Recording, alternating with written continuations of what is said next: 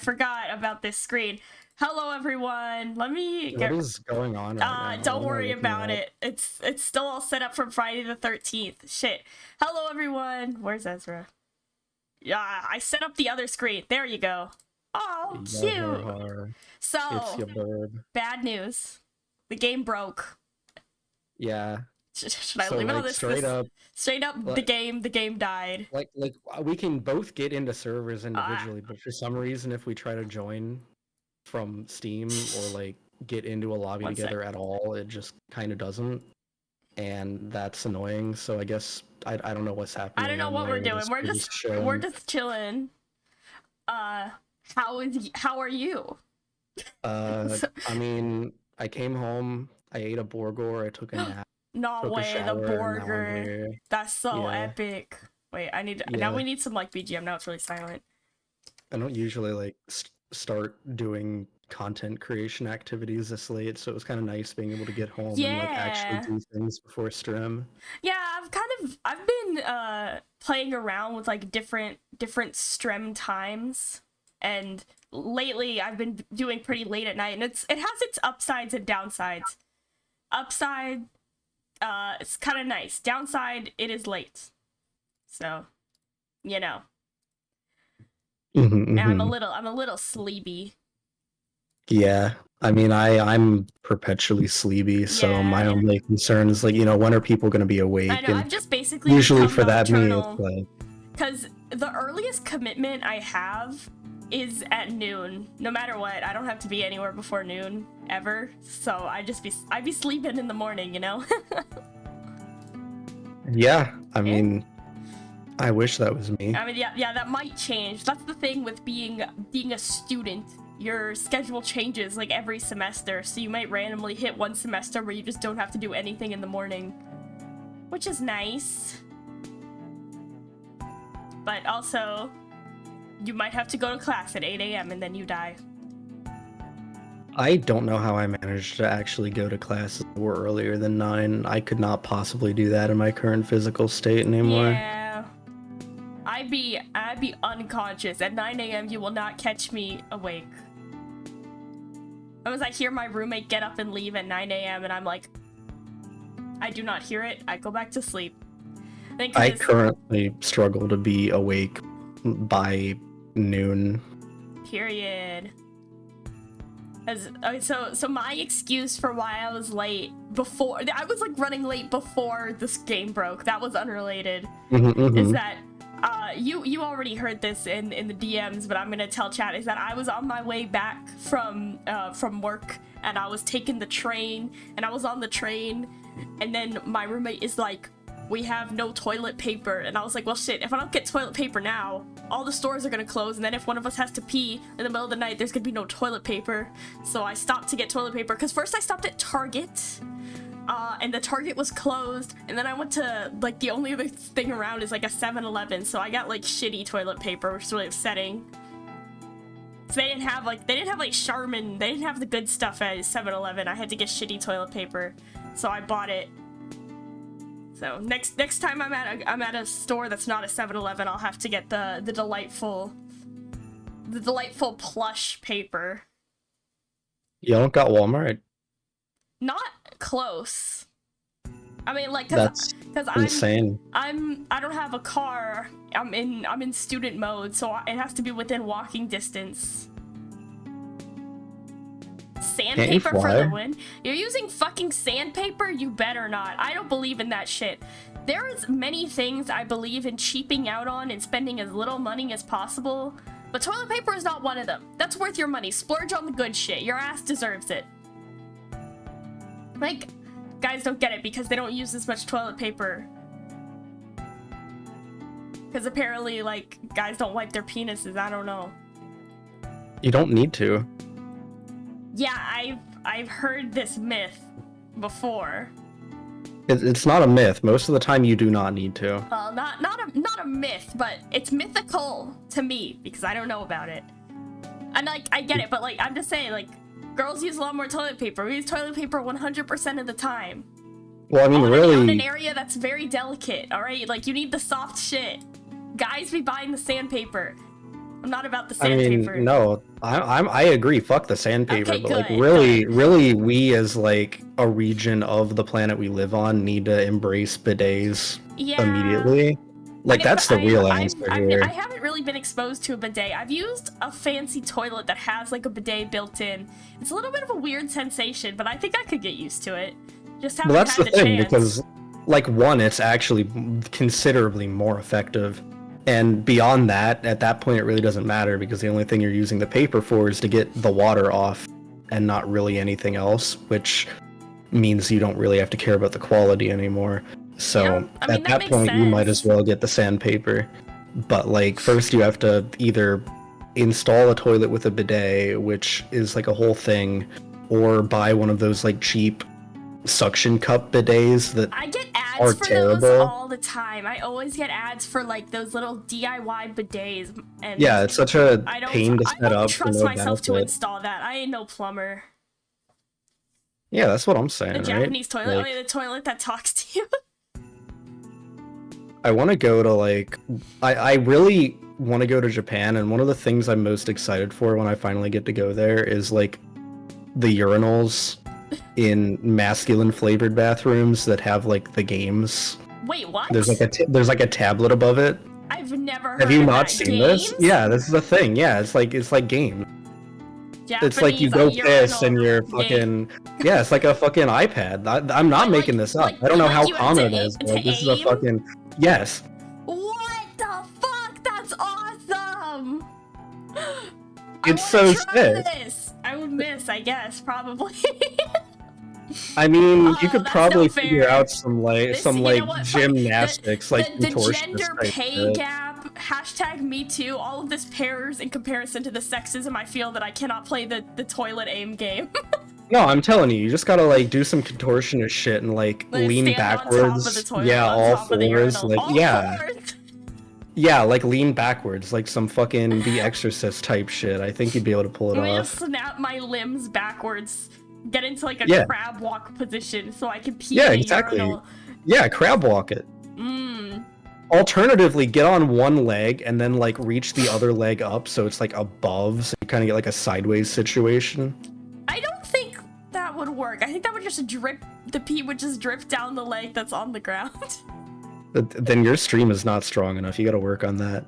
It depends how much water I've had. It might be, it might be a strong stream. It might just be a trickle. Well, I mean, if you're going into the bathroom for the express purpose of playing one of these games, like you really got to charge up your all, you know, like if we're playing you drank like multiple gallons of water and let it sat for I gotta get my while. I have this white girl cup. I don't know. You're fucking like prepping all day. Oh, you have like the white girl. Like this is what time you should have drank this amount. No, it's just like a huge cup. It's not a Stanley cup. It's a knockoff. It's 40 ounces. Oh, just like a comically large water bottle? Yeah, I have one of those. It's massive and it has stickers on it. Yeah, mine does too. I was thinking of the one that's like that, but it has like the different lines, and it's like, woo, you're doing a good job. Stay hydrated, girly. Yas. I want that. No, I wouldn't need that because I drink water. I'm hydrated most of the time. No, it's like, about like water talk? It's like that cup that all those girls have. I got it at Target and it was next to the actual Stanley cups and it was so much cheaper, but it was still kind of expensive. Those Stanley cups are crazy. This one was like $30, which is a lot, but the Stanley cup was like $50, which is ridiculous. I kind of wanted it because I like to be trendy. No, I don't. That's a lie, but I don't think I've ever heard it be called a Stanley Cup. They just called it Stanley. Alright, what have you heard it called? Oh, these ones. Okay, I mean, that's just like the fucking, like the HR director water cup, you know, like every like white woman HR director you've ever had. Director. That's what I associate it really with. Specific. That's like the only type of person I've ever seen actually use one of these. I just know it from the water TikToks, and also just every white girl, like college white girls have them. But like the reason this is baffling to me is because the Stanley Cup is also like the hockey tournament. Hockey. Yeah. Oh, the Stanley Cup. Yeah, so like that's what my brain goes to. I'm not like, yeah, the brand Stanley that makes those white girl cups. I'm like, since when was Amanda into hockey, and yeah, why is she drinking out of a trophy? I know all. Like, why are you drinking out of a hockeys? Do you want to? I need to show you this. I don't know. You're free to put this on screen. I don't think it has anything like identifying. But one of the first sponsored in the shopping section when I look up the Stanley Cup is this, and I just I don't know what justifies that price, but it sure is on my screen right now, and I'm afraid to click on it to find out. Oh my god, why I dragged in like that?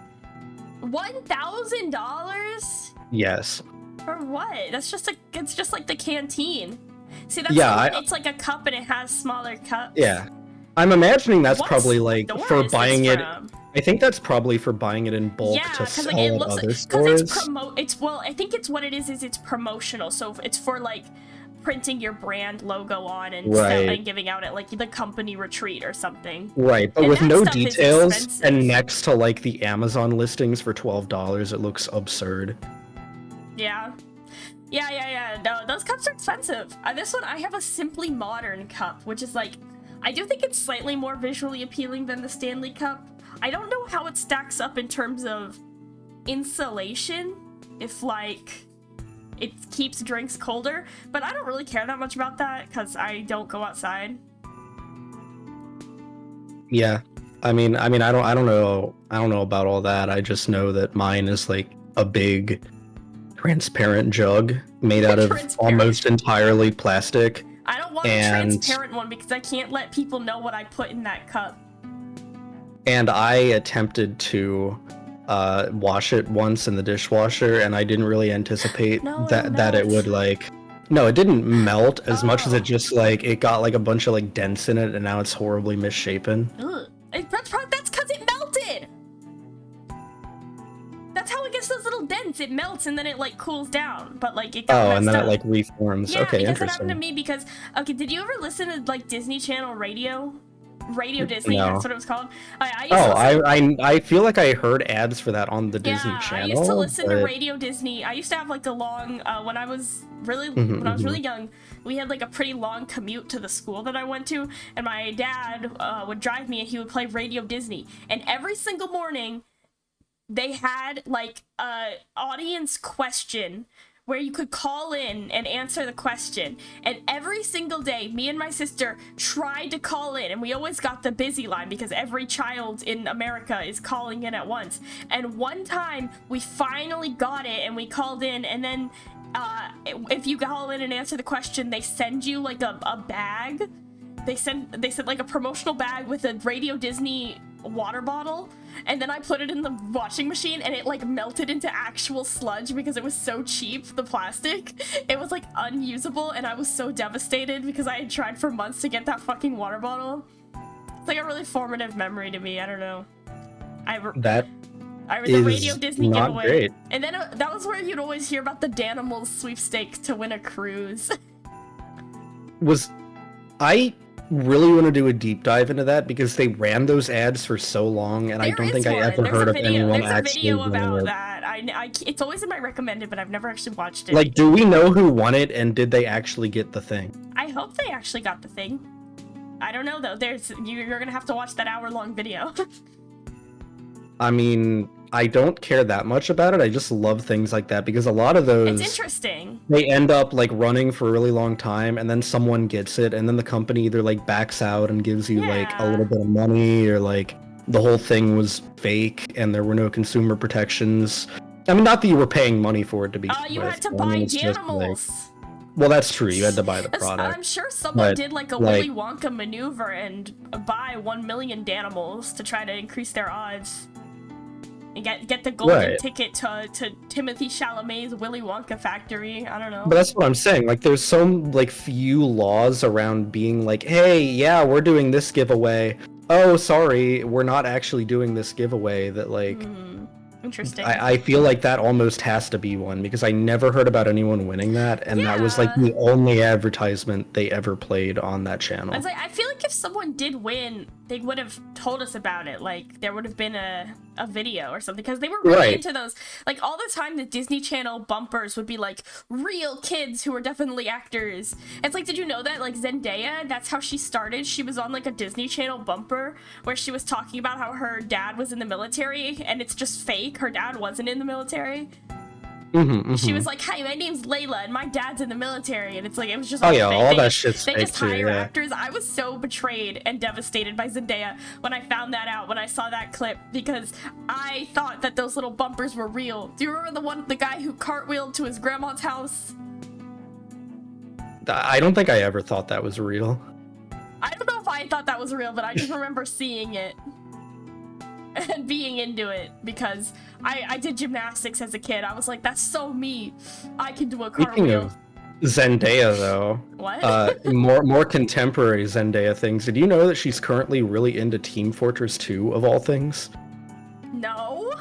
That's a thing, yeah. Really? She was doing an interview with someone recently. Apparently she streams sometimes now, and she was talking about Team Fortress 2. That's so many like mainstream, just regular celebrities like will stream on the side. Well, that's the thing now, though. Or, but like back to what you were celebrities. saying, That's awesome. like, it's just, good for her. There's no way that the person who won the Danimals cruise, if indeed they exist, didn't go on to become like a TikTok celebrity. Like, they didn't just win and stay quiet about it. Who won the Danimals cruise? Google search. Go.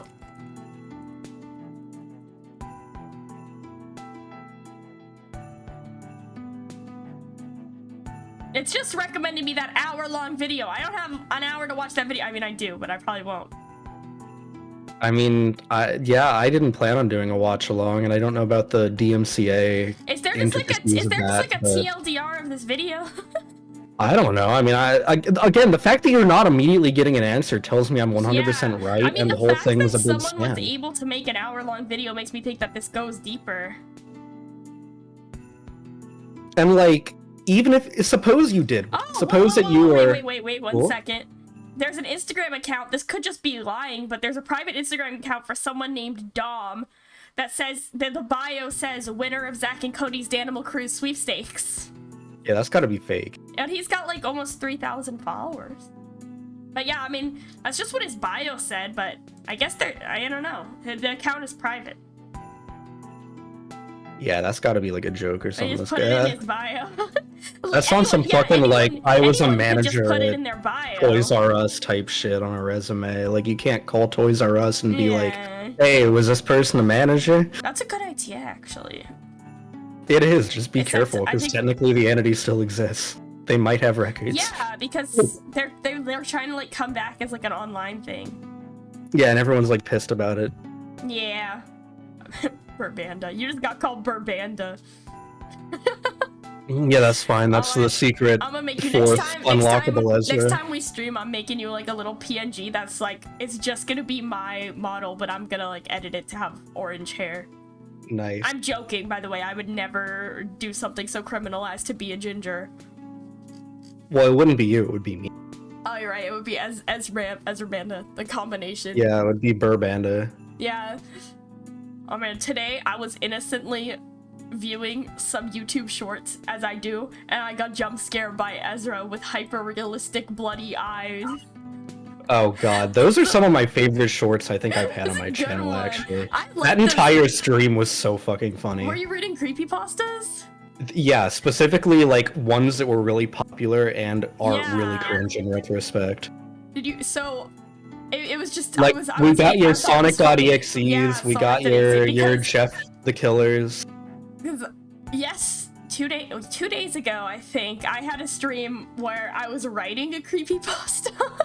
Oh god, yeah. It's about Vtuber. It's like a Vtuber creepypasta. I was like, that's so real. The blood realistic eyes. Oh wait, I wanted to tell my chat this. I did check, and my Vtuber.exe was not breaking any of the creepypasta submission guidelines, so I submitted it to creepypasta, and we'll see if they accept it and post it on the website. That would be so funny. What guidelines did you think you were going to be breaking? So creepypasta Creepypasta has really intense guidelines, actually. I think they're trying to get away from their reputation. Like, they have some pretty strict guidelines, like specific like word counts, and then a lot of stuff is banned. It's like they must have faced some kind of cease and desist or something, because they were like, it can't be about Pokemon, it can't be about YouTubers, it can't be about Five Nights at Freddy's, it can't be about My Little Pony. Like, they were really specific about not name dropping brands. Oh, so you actually like straight up can't do a real like a creepypasta about a real VTuber. Yeah, that's the only thing that was like I had to slightly edit out of my on-stream version, is I like name dropped HoloLive members as like a joke, but it specifically says like do not name drop popular VTubers or live streamers. I was like, all right, I guess I gotta edit that out. And then the other thing is really specific workouts, and then they're like, I feel like the creepypasta mods have got to be up their own asses, because a lot of it is like, if you have major grammar and spelling mistakes in the first 500 words, we'll just stop reading your submission. It's like, come on, it's creepypasta. It's supposed to have fucking typos. I mean, it's also just like a community thing. I feel like that's a little bit too gatekeepy. Well, the worst one, here's the worst one. I forgot the exact wording. It's like, if English isn't your first language and it affects the quality of your writing, we're just not reading it. I was like, that's so rude. Like, what? It can also only be in English. This is only, it can only be English, and if English is your second language and it's noticeable, they just won't read your submission. Oh, that's kind of exclusionary and maybe racist. Yeah, like what's the whole like creepy forum people thing government is like really cracking down on shit too, because I had a really funny fucking idea. At least it was funny in my head. It really, thinking back, it wasn't that funny. Okay. But you do that, so find this thing. So the 2-sentence horror story subreddit, right? I love those. Yes, I know you do. I remember because you had the Meat Men one on screen before you fixed it earlier. So I had this idea while I was getting ready for my human job, and the idea went something like, I thought I was subscribed to good content creators, but I realized I wasn't subscribed to Ezra Andromeda Cho Real Corp, and I was gonna post it on there for a haha funny and like a Twitter post. That. Oh, I didn't even bother submitting it because I went there, and the first thing was like a very very advertised pinned post that said, we will immediately ban you if you do any unserious suggestions. And it also specifically said, looking at you, Meat Men. That sucks. Okay, so when I submitted my creepypasta, which by the way, it says it's gonna take them 6 to 8. What? I just dropped something on the floor. But it said it'd take them 6 to 8 weeks to review it, which, Jesus Christ. What? But, okay, so there was a section where you can submit an image. So this is the image I made for my, I'm gonna show chat, for my creepy VTuber. This is the scary thumbnail you see when you click on the cursed VTuber clip. Isn't it scary? I worked really hard for 10 minutes editing this image. That's unironically not that bad. That would have creeped me out as like a 12-year-old. Yeah, like she has hyper-realistic eyes. Also, this is the default live 2D model, which it says you're allowed to use, like, for other purposes. So, don't get on my ass. I know it looks like the AI girl, but she just was using the default model. Yeah, so this is the scary VTuber thumbnail. So if you click on this in my story, which, okay, I tweeted about this, but I'll tell you guys now that I wrote and submitted an essay for my college class today, and it was less words than my VTuber creepypasta. My creepypasta turned out to be like really long. I didn't really do it on purpose, but it got to be like almost 2,000 words, which is like pretty long for a creepypasta. It's not super long for general writing. It's like 6 pages. It's a lot for me to write. I don't write a whole lot. And then this scary image is submitted. The only thing I'm concerned about with the creepypasta not like accepting my submission is that like it can't be a parody.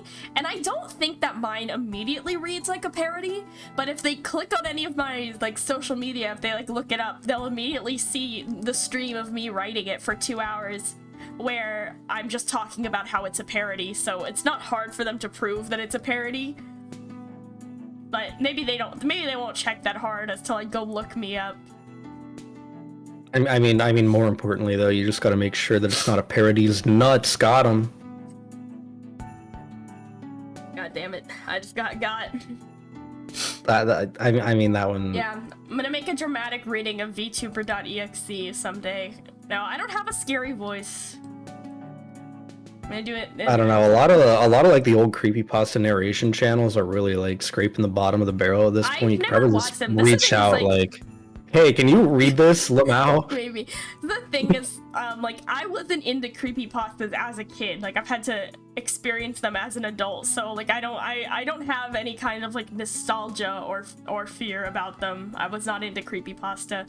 I do think it's funny though. I mean, I was, but like I very quickly, I think it contributed so much to like why I don't get affected by horror media at all anymore, is just because it was like my gunch for a very long time. Yeah, I think that's why I'm such a little wee wah wah piss baby when it comes to horrors. I like didn't consume horror as a child, so I'm numb to some things, but not others. Yeah, I don't know. I mean, I'm trying to think, like, there's plenty that did scare me, and I think it was just the lack of exposure. Like, the first few, I was like, oh shit, haunted Game Boy game, But then, like, you know, you get to, like, month 3 of the same thing, and you're like, oh, this is actually just all the same story, but with different... Yeah, it's all very similar. That was my experience diving into creepypasta as a grown adult. It does get pretty similar. I did read Jeff the Killer. It was very bad. Jeff the Killer was like the worst story ever. Jeff the Killer, like the actual original story that started it all, is also so stupid because it starts out with like something mildly creepy, but also like poorly written for the first like maybe 2 paragraphs, and then the rest of it's like this action story about this kid and like these other kids with guns raiding this birthday party. It's like a very long fight scene at a birthday party of these kids with guns. Yeah, it's like I wasn't expecting guns. There's a certain ratio of like creepy that there needs to be for it to really be a creepypasta. The entire thing was carried by the image because the story itself was actually like... The picture scares me. The picture is scary. The story is terrible. It starts out with like teen angst drama where he's like sad, and then a bunch of kids try to fight him with guns, and then he like cuts up his face, and like that's the end of the story. Yeah, like okay, I won't sit here and be like, okay, if I saw the pee pee poo poo man with the stretched out face and the cut off eyelids in real life, yeah, that's fucking terrifying, and that's why the picture's terrifying. But like. Yeah. That is not the story you write for that character, and you it's know? Like, I guess from my just only seeing the picture and not reading the story, I assumed that he was like supernatural in some way, that he was like a ghost or a spirit or something, but he is like a 12-year-old boy. So like even though he's just like a 12-year-old boy even though he looks really scary, murdering people. If you could fight a 12-year-old boy with a knife, you could fight Jeff the Killer. Like if you had a gun, you could defeat Jeff the Killer. Well, he's also in the story, and it never gets explained. I'm sure someone tried to later with some bullshit, but, like, he's just arbitrarily really good and efficient at killing people. I mean, I think it's supposed to be that he's, like, I think it's supposed to be, like, a very, like, bad portrayal of, like, some kind of mental illness where, like, he just gets joy out of killing, and so, like, he's good at it because he likes it. I don't know. Well, yeah, but, I mean, it's not like a... It's not just like a natural, well, I guess it could be a natural, anything can be realistically, but like not to that extent. Yeah. Especially not to the extent that police aren't going to immediately find and identify you. Yeah. Smile. See, I feel like Smile Dog is like the opposite of Jeff the Killer, where the story was like pretty creepy and well written. You know, not amazing, but it was like the story was creepy, but the image is not scary at all. It's like it looks like a meme. the dog with human teeth. So I think that depends on what age you actually encounter that, because what I'll say about that is the image in that, like, the image was a way to immerse you in the actual story, because seeing the image is effectively what curses you with the pee-pee-poo-poo dogman disease. So if you're like a 12, 13-year-old, you're like, ah, fuck, I looked at Smile Dog, my life is over. Yeah, like the act act of seeing the image is what's scary. The right, image like itself that's the image itself. But like when like I it's saw not the the image, scariest. I laughed. I'm sorry. Yeah, no, it's definitely goofy looking back, Although, but like okay, so also I to a younger just mind, googled like it's Smile not. Dog, and there's Yeah. like the one that was on the creepypasta website is the least creepy of all of these. There's creepier ones out there, but the one on the creepypasta website is not scary. Which one comes up? Hold on. So the one that's on the creepypasta website is like the one that's not very red. Oh yeah, that one's like that's fan art.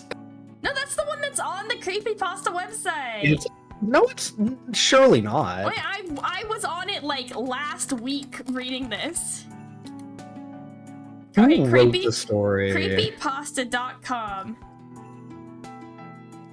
Well, no, I'm looking at the creepypasta.com. I understand that that's the image on there, but that's not like the image. Oh, what's Why the is image? The image, at least as far as I always thought, was like the red one? Yeah, like the fucking hold on, it's two. It's the first one when I just look up Smile Dog. Let me just What's kind of interesting is like as far as I know, like the first one on the left is the original image and the one on the right is what you see after you get cursed. Like that's always been like the canon images. The one on the left is the one on the creepypasta website. Oh, just without the filter.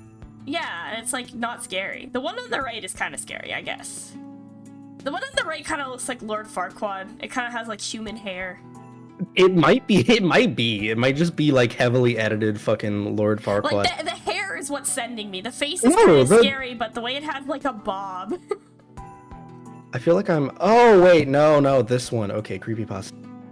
Yeah, okay. It's kind of interesting to know like the origins of creepypasta images. Like, okay, so this is like a tangent, but me and some friends were down this crazy rabbit hole of learning about Spirit Halloween animatronics, which have in-depth documentation. There is a fan wiki for Spirit Halloween animatronics, and it is incredibly detailed. I realized that one of the picture for the Russian sleep experiment is a Spirit Halloween animatronic. Are you dead ass? I'm dead ass. I did not know that. That's amazing. Wait.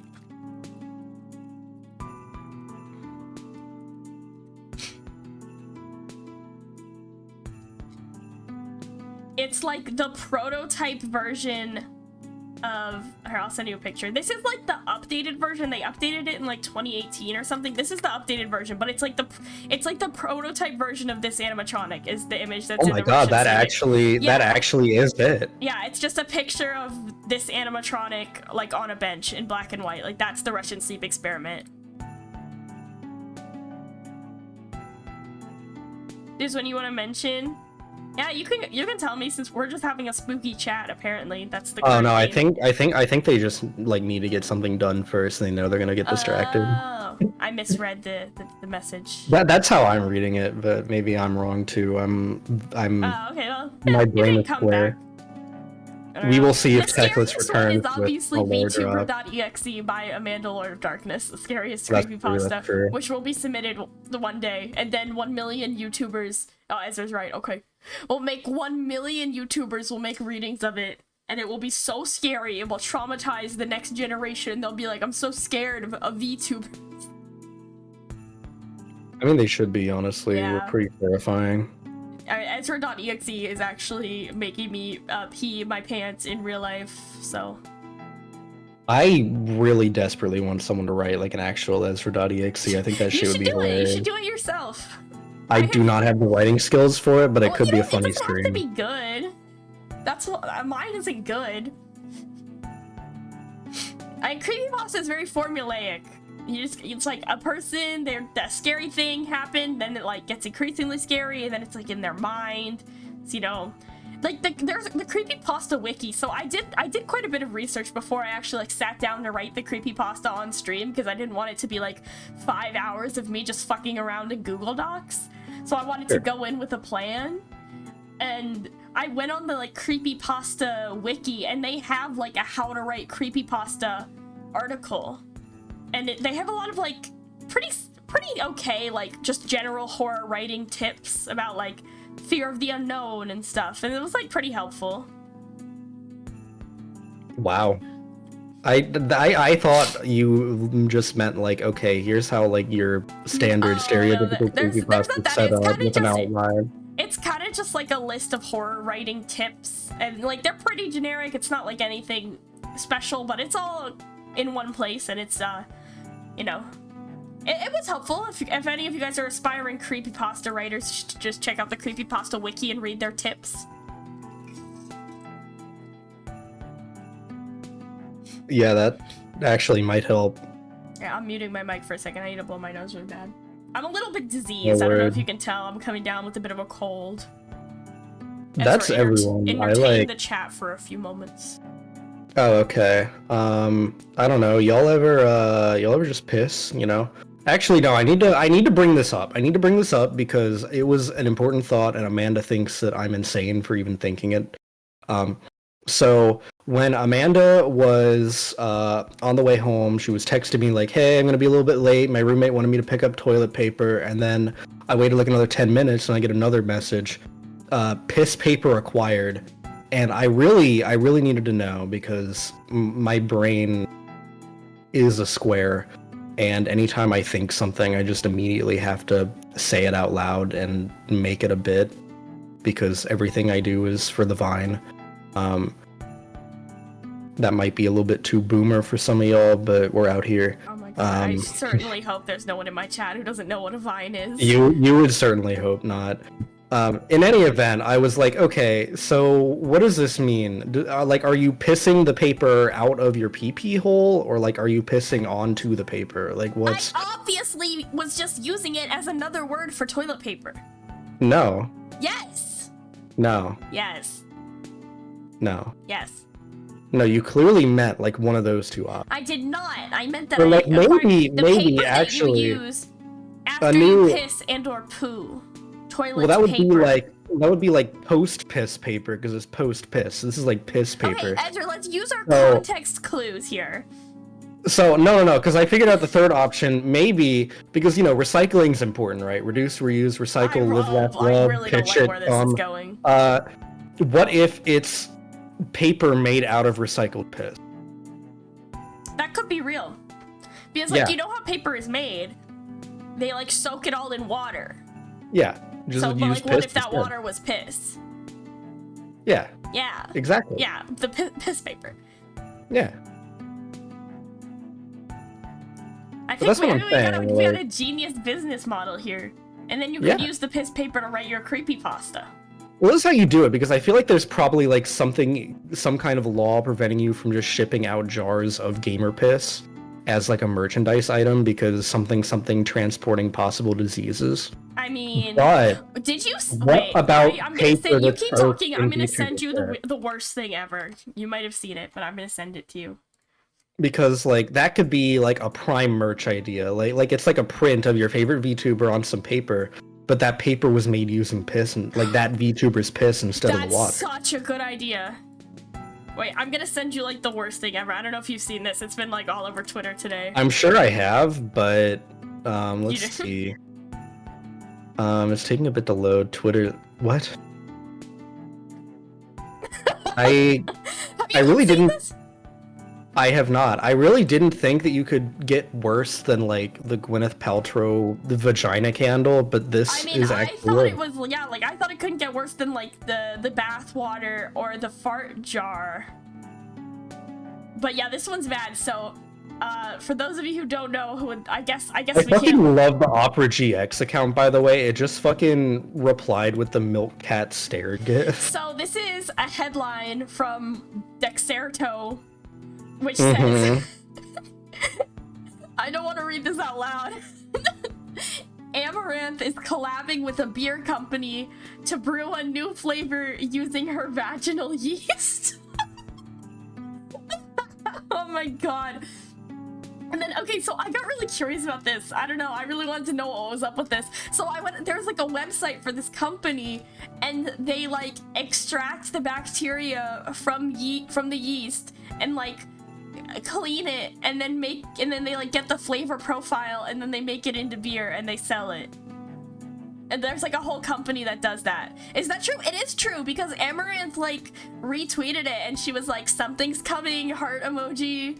And she's like, oh my fucking god, dude, the vaginal yeast beer. But what I'll say, especially if the way you described it is how it's doing, and it's not like a constant stream of using like the actual bacteria. It's not.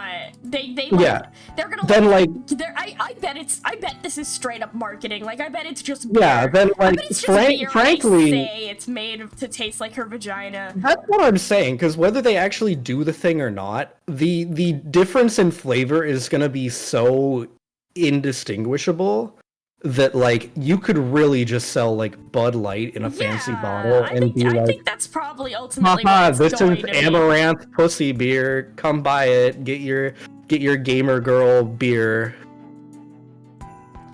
Yeah, that is so weird. And the company is called Yoni.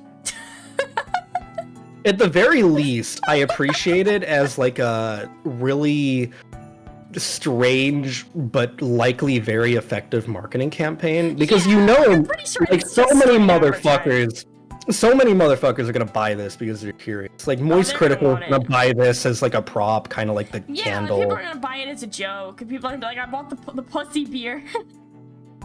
Yeah, so like it's kind of genius.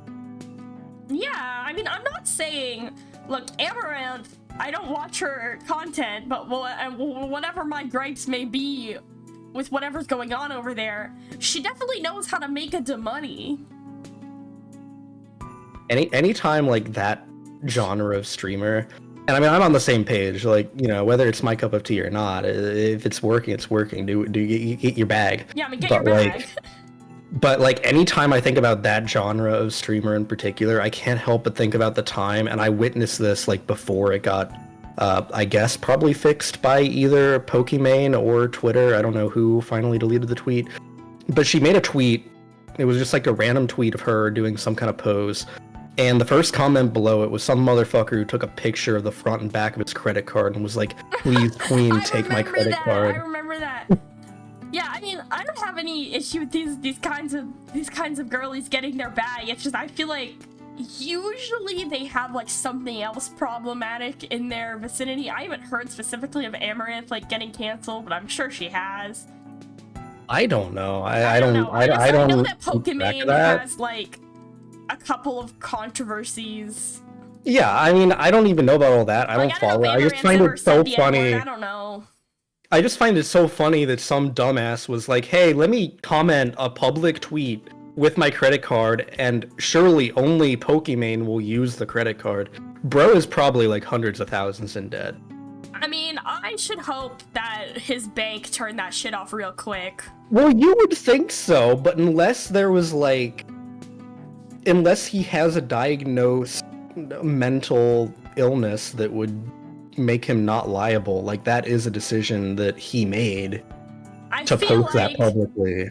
I feel like there's no way anyone would do that without a mental illness. This is the thing, is like sometimes these dudes who are really into like Pokimane and Amaranth and that kind of stuff, like it's kind of sad.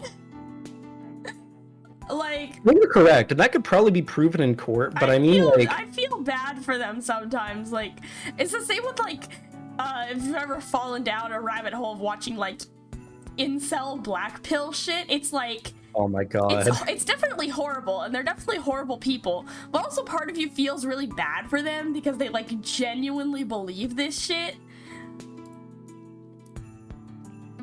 I don't know, it's weird out there. Incels, man. I don't know, man. It's I'm fine with it continuing to exist as long as it like continues to decline in popularity, because it is declining? Like it seems like it. I feel like I see less of it, but it might just be because the algorithm finally figured out that I want nothing to do with it. So you finally identified you as a non-incel. Maybe it's identifying me as a femcel. No. I can't be femcel pilled. I wonder if that's how it works. I wonder if like, I don't know. I wonder if YouTube's hacking into your camera and like looking through it, and if they see you have sex once, they stop recommending you that shit. Like it's Jover, it's not for you anymore. Are you implying that you've had sex in front of your webcam? No, actually, I don't even. I always have my webcam. Like, I don't just do the duct tape. I go the extra mile. Like, that shit is like behind my monitor with duct tape, face down on my desk, and I only bring it up for work calls. Tilt it. Oh my god. Although I guess the iPhone I use for tracking is always sitting up there, but it probably can't see in my bedroom. It's not a pure and virtuous idol. It has sex. Yeah, how dare. I don't know. You're gonna stalk you now. Then again, I didn't even say that I did, so I mean, I'm not because you said anything. you Well, no, I'm not saying. You said that in the incel stuff stopped getting recommended to you, and then you said maybe because they know if you have sex. Well, no, those were two separate. Like, that might be one of the algorithm's criteria, but also like, the Andrew Tate types don't like trans people, and I am trans people. And maybe they identified that. Yeah, that's what I'm saying. Like, for me, it's that. But if there are people out there that are disgusting and have sex and horrible, terrible, sinful people, I mean, I guess if YouTube sees that, they also probably stop recommending it to you. I think the reason I get a lot of that stuff is just I kind of like political video essays. I just leave them on in the background a lot of times because those guys all have nice voices, and a lot of them talk about incel shit, like in a negative way. They're like criticizing it, but I think it gets on the algorithm. I like that stuff.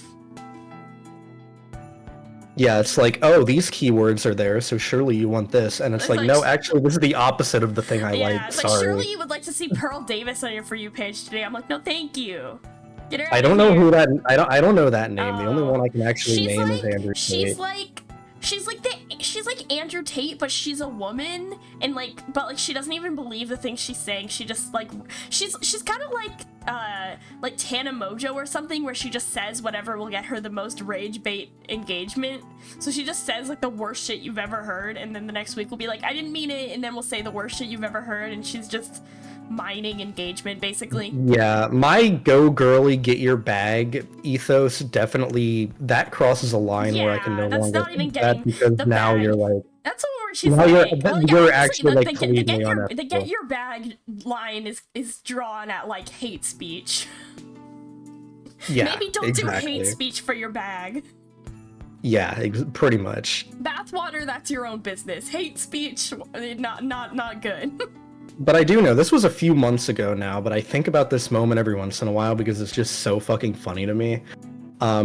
It was around the time that Andrew Tate was like peak popularity for shitting on. So he was like a name that was fresh in my mind, and in my offline activities, I was doing the same thing. I was watching I was playing a lot of like political video essays in the background because it's good background noise. It's like my version of ASMR. So that's fresh on my mind. But at the end of one of my streams, I had like an entirely separate thought unrelated to it. I remembered that like 4-ish years ago, there was this fucking guy on Twitter, and I think he was like a former kickboxer, and what happened was he made this tweet that blew up that was like, stop being into anime women are fake and terrible. This is virgin that's shit. Legit advice. No, that's and then people like fucking like blew up on him on Weeb Twitter, obviously. And the end result of this arc was that this currently I couldn't remember the name of this kickboxer ended up changing his mind and being like, okay, I give up, show me your hottest anime bitches, followed by him posing with said anime bitches in front of a Lamborghini. Tate is like Andrew Tate is like in anime.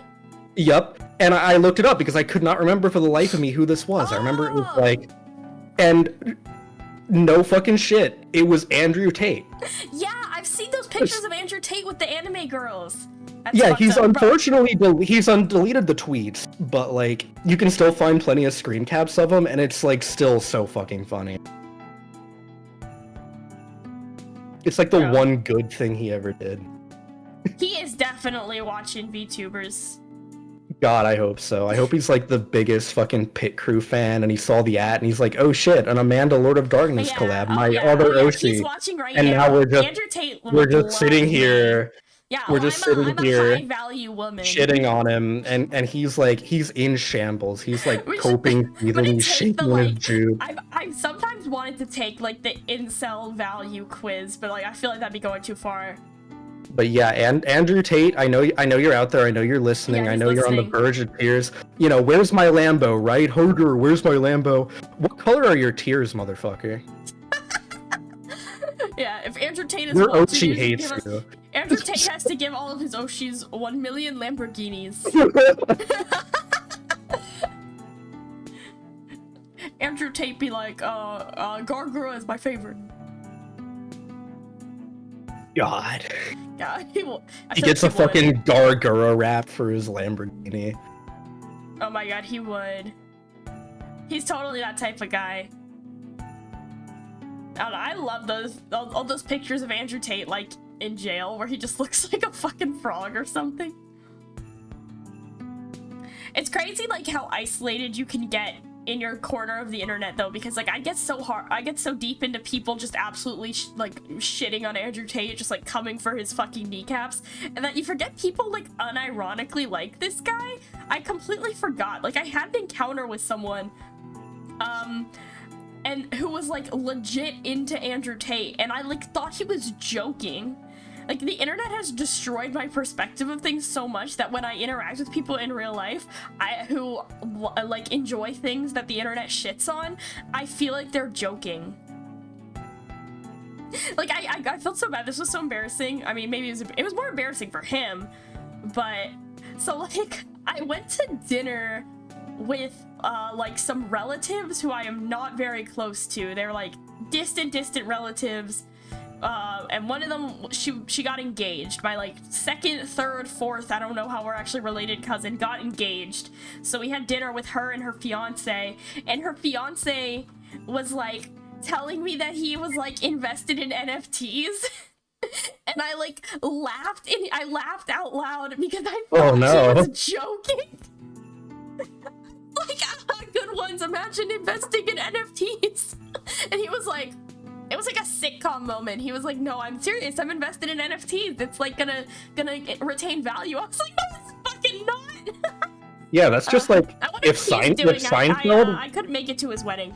Maybe he lost all his wedding money on NFTs. I don't know. Yeah, that's such a, like, if Seinfeld got a reboot in modern times, that would definitely be a bit like that word for word. It was actually so embarrassing.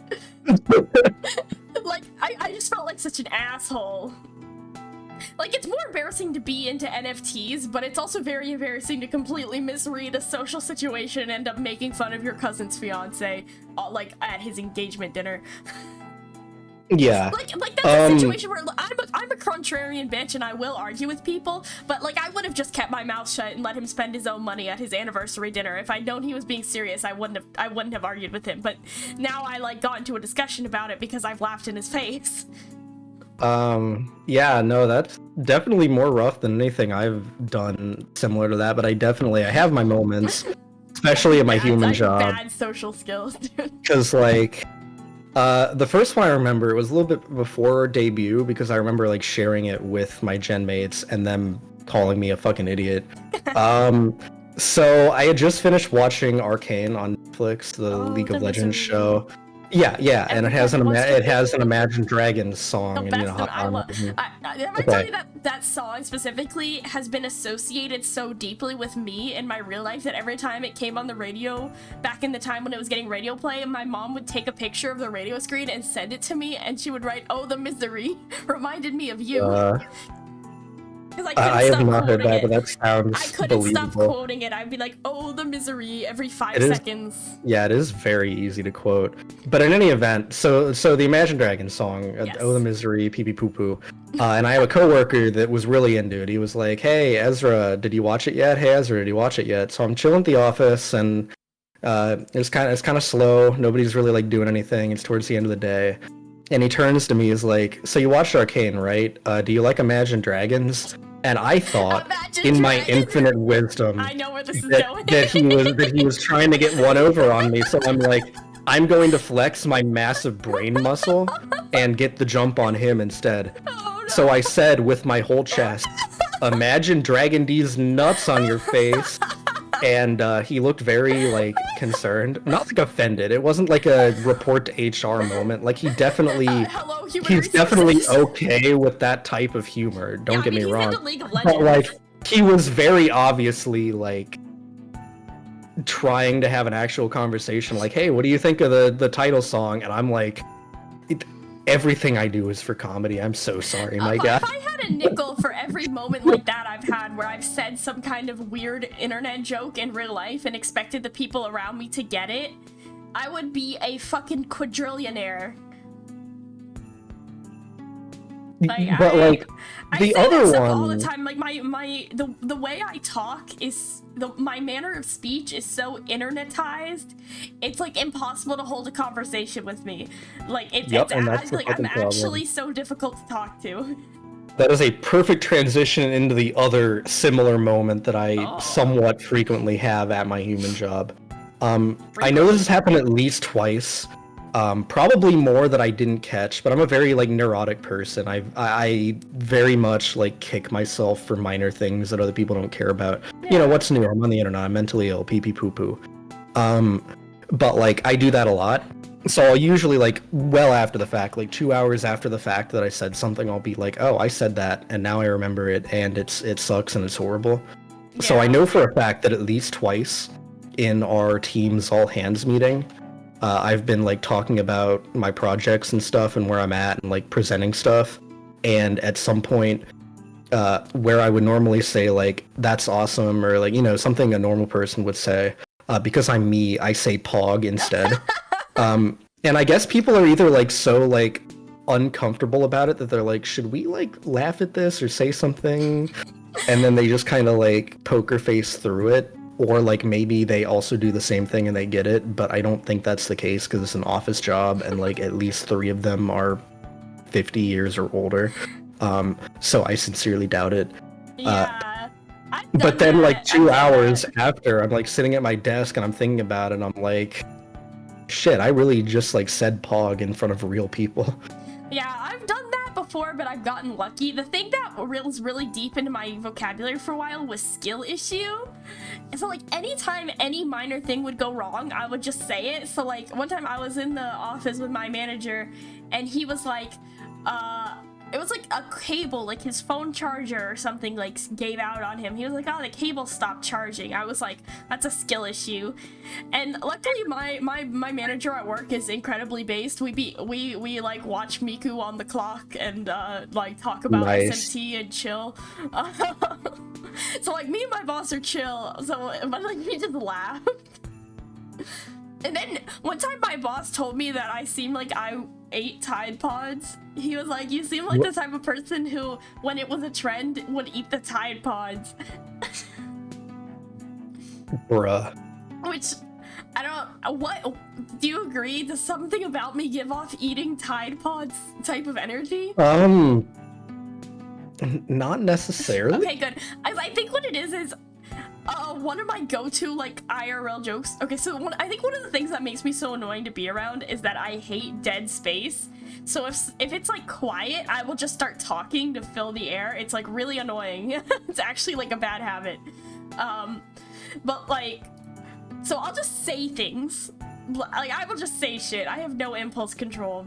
And so like this has happened multiple times where like I'll refer to something inedible as like a snack or like the forbidden snack or something. So the office that I work in, we were setting up like a 3D printer and we had all those little filaments, you know what I'm talking about? They're like these long plastic pieces. I was like the forbidden Twizzlers.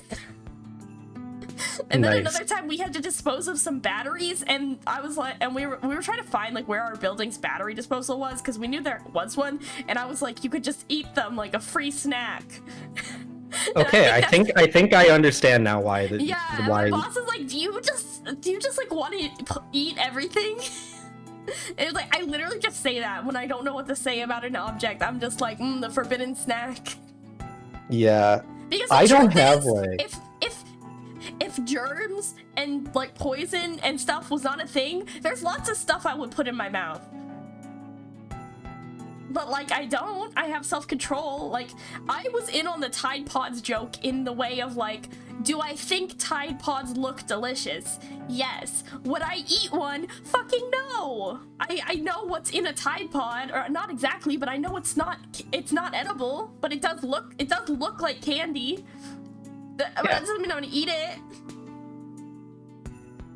Lots of things look like delicious snacks. Yeah, I don't have that one. I did have skill issue for a little bit, but luckily I was able to, like, in my brain rationalize and internalize that I probably shouldn't say that to people that are normal because it's kind of, like, mean, actually, in the wrong context. Rude, yeah. So I was able to avoid that one. I never said skill issue about, like, a person. It was always about an inanimate object, because I basically work in, like... Or just, like, an uncontrollable misfortune. Yeah, because I basically work in, like, my school's, like, IT, so, like, our job is to fix stuff a lot of times. And so we'll be like, this thing stopped working. I'll be like, oh, that computer had a skill issue. Like, it's I usually use it to refer to computers. Like, but mine... When you say skill issue to a person, it does sound kind of rude. Yeah, exactly. So I was able to avoid that one, but one I wasn't able to avoid, and one I still do to this day, is bruh. That's normal. Like, I'm a very... I say things out loud as I think them a lot of the time, as I'm sure we've realized by now, after spending more than 5 minutes around me. And one of the things I do is if, like, I'm thinking, or, like... You know, like, you get, like, a, oh, fuck shit, god damn it, or, like, a, oh, this sucks, or that sort of thing. Mine is always just, like, a default, like, I'll just be like, bruh. You say it like that? Yeah. I mean, not quite like that. I'm trying to, like, the way I would do it. I call everyone bro. Bruh. I call everyone, like, bro or dude, which I don't even know where I picked that up, because that's not, like, a common thing to say. Like, I'm not from, like, fucking California. I'm not like, dude. Yeah, but it's not in, like, the correct context either. It's more of like a bruh moment kind of thing. A certified but, like, bruh moment. Most of the time I work from home, but every week I have at least 2 days where I have to go into the office, and I'll just be sitting there, you know, writing my code, minding my own business like everyone else, and nobody's making noise because we're all in our own worlds. And something will happen, like either I'll make, like, a dumb mistake and catch it, or, like, something will be moving slow or just be annoying, and I'll just, like... I can usually stop myself and not do it, but every once in a while I forget that I'm in the office around other people, and I'll just be like, bruh. Yeah, that's the thing about working from home. Like, when I got back to real life school after doing school from home, I, like, forgot that it's, like, now there are other people around. Exactly. So, like, I have another coworker, the same coworker I Dragon D's nuts. He started picking up on it, so whenever he would do it, he'd start being like, bruh. And then I'd be like, bruh, and we just go back and forth for a little bit. That's funny. But it became a thing where, like, now, like, 4 or 5 of us just do that. That's funny. So it kind of got... My current one is, like, me when I like, about anything. Like, anything someone will say, I'll parrot it back to them. So someone will be like, you know, a lot of times computer stuff. They'll be like, the computer stopped working. I'll be like, me when I'm the computer that's not working? Me when I'm, like, weirdly specific thing. I had one. And it's, like, super literal. So, like, I was setting up a headset, and then, like, the file wouldn't transfer, and my boss was like, oh, try the file again. I'm like, me when I try the file again? I had one that's really dumb, but I feel like sharing it because I remembered it, and it's dumb, and I like making fun of myself. Yeah, me too. So I was having a conversation with my partner yesterday over Discord, and the topic of the conversation is not relevant, but at one point she reacted to something I said with like the spinning 3D roach as an emote, and then there's another emote she has. It's the same spinning roach, but spinning in the opposite direction and slightly larger. And I didn't know how to reply, but I didn't want to just, like, leave that unread. So my message back was, me when I'm a spinning roach, and also a larger roach spinning in the opposite direction. Yeah, exactly. That's the exact use case of me when I feel. It's just, you just describe the thing that's in front of you. And it's like, it's not you at all, but, like, when you are spinning roach, like, that's you when you're spinning roach. Yeah, it do be me when I'm spinning roach. Exactly. I've been doing that for fucking ever. I had one back when I was a flesh tuber, and I don't think the VOD's findable anymore, and it'd be really hard to find anyway. Start the hunt. But it's like this very specific thing that I remember, because the guy brought it up like 2 other times. Like, do you remember when you did that? That was unreasonably funny. So I was chilling with this guy. I can't believe FleshTuber Ezra actually started the phrase "me when I." Yeah, I was actually the origin of that. No, it was like a while back. I was chilling with this guy and he was streaming. He was doing like a 24-hour stream, and for some reason at the time he was playing like this off-roading monster truck game for the original Xbox. And something happened, like he flipped over or something, and he was like, God damn, this is really janking my steez right now, which, you know, already a pretty funny statement, because like who the fuck says janking my steez? Yeah. I've never heard that before. I'm not gonna lie, that's definitely me when I'm janking my steez and when your steez is being janked. That sounds dirty. Yeah. Janking? I don't like the word. I don't like janking at all. Actually, I'm thinking about it more. I don't think it was actually a me when the. I think it was like, it do be janking your steez though. My steez I think that's what I said. My steez? My steez do be getting janked. Ugh, yeah, like something that. like that. But at the time, it was unreasonably funny because nobody talks like that. Yeah, I kept passing by this FNAF movie poster because there's a movie theater in between my work and my home. And I pass by it, and like if I'm with a coworker or something, I'll be like, me when I'm Freddy Fazbear. How about you, Chad? Anyone seeing the Freddy Fazbear, the movie? That's not what it's called. Five Nights at Freddy's movie. Wait, it should be called Freddy Fazbear the movie. If I didn't send you this already, which for some reason I don't think I did, let me track it down in my friend's DM, so be entertaining for a second. I need to find this because I really need you to see this. I want to talk to you guys about the Freddy Fazbear the movie experience. I haven't seen all of it. I watched like half of it in a Discord call, which I don't know the FNAF lore, okay? I don't what? It is. Okay. Please, you can probably get away with playing this on stream. I don't think anyone's gonna care, but I need you to witness this because I need to see your reaction to it. It's so fucking stupid. Is it gonna have? It's gonna be like audio only. Does it have? That'll be fine. Does it have copyrighted audio? Am I gonna die? No, you'll be fine. TikTok. Oh god.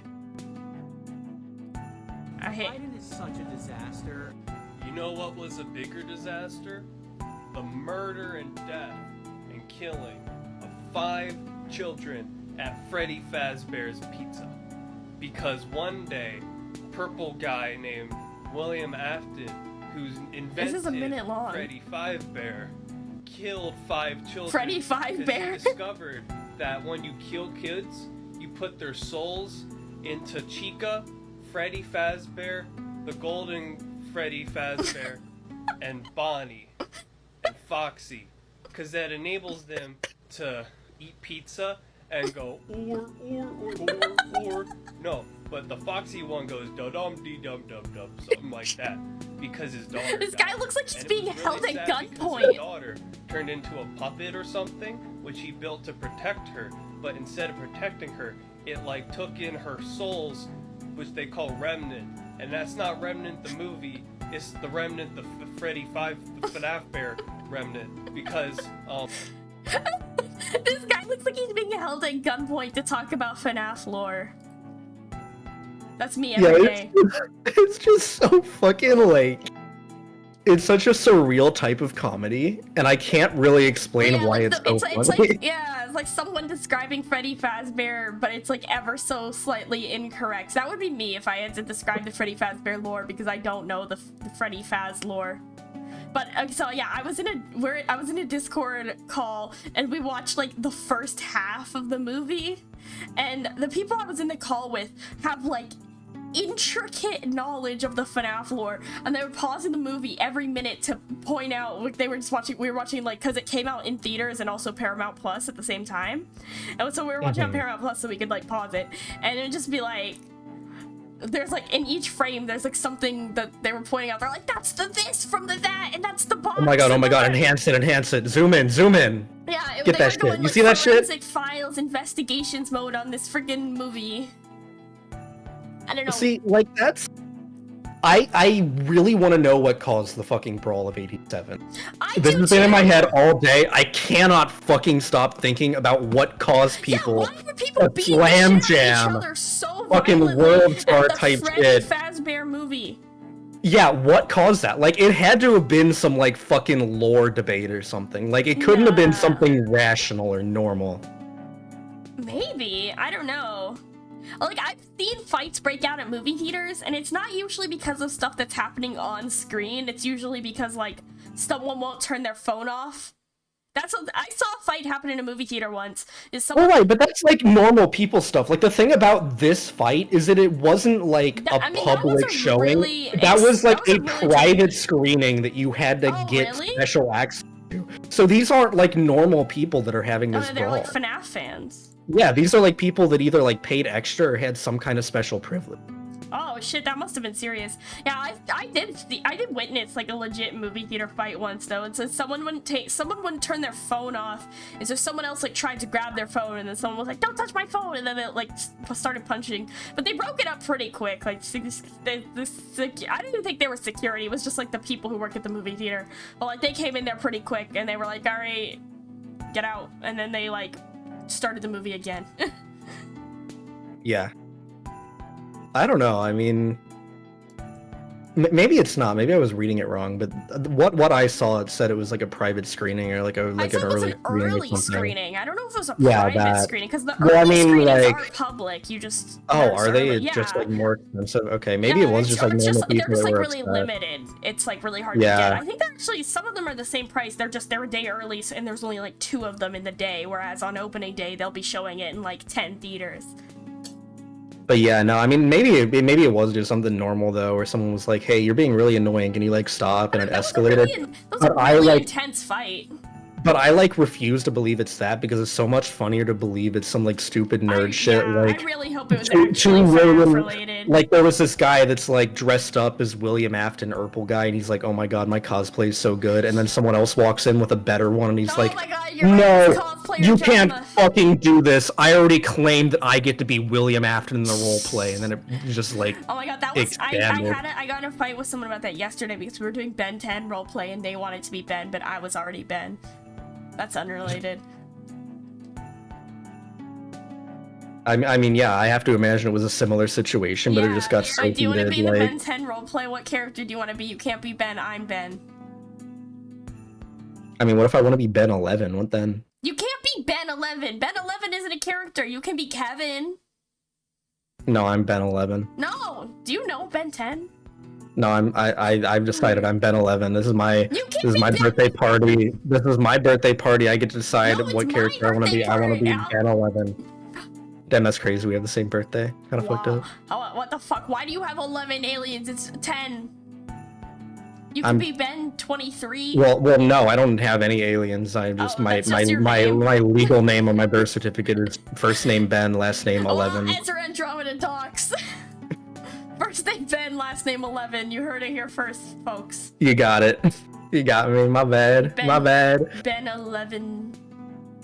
That's awesome. That would be such a cool name. I was thinking about this yesterday. I think about Ben 10 a lot. I was thinking about how cool it would be if my name rhymes with a number. So I could have like a number, but it doesn't. And I will be forever devastated that I should have like come up with a VTuber name that rhymes with a number. It would have been awesome. Ezra Elevendra. There we go. I got one. That doesn't rhyme. Too bad. It works. Kevin 11.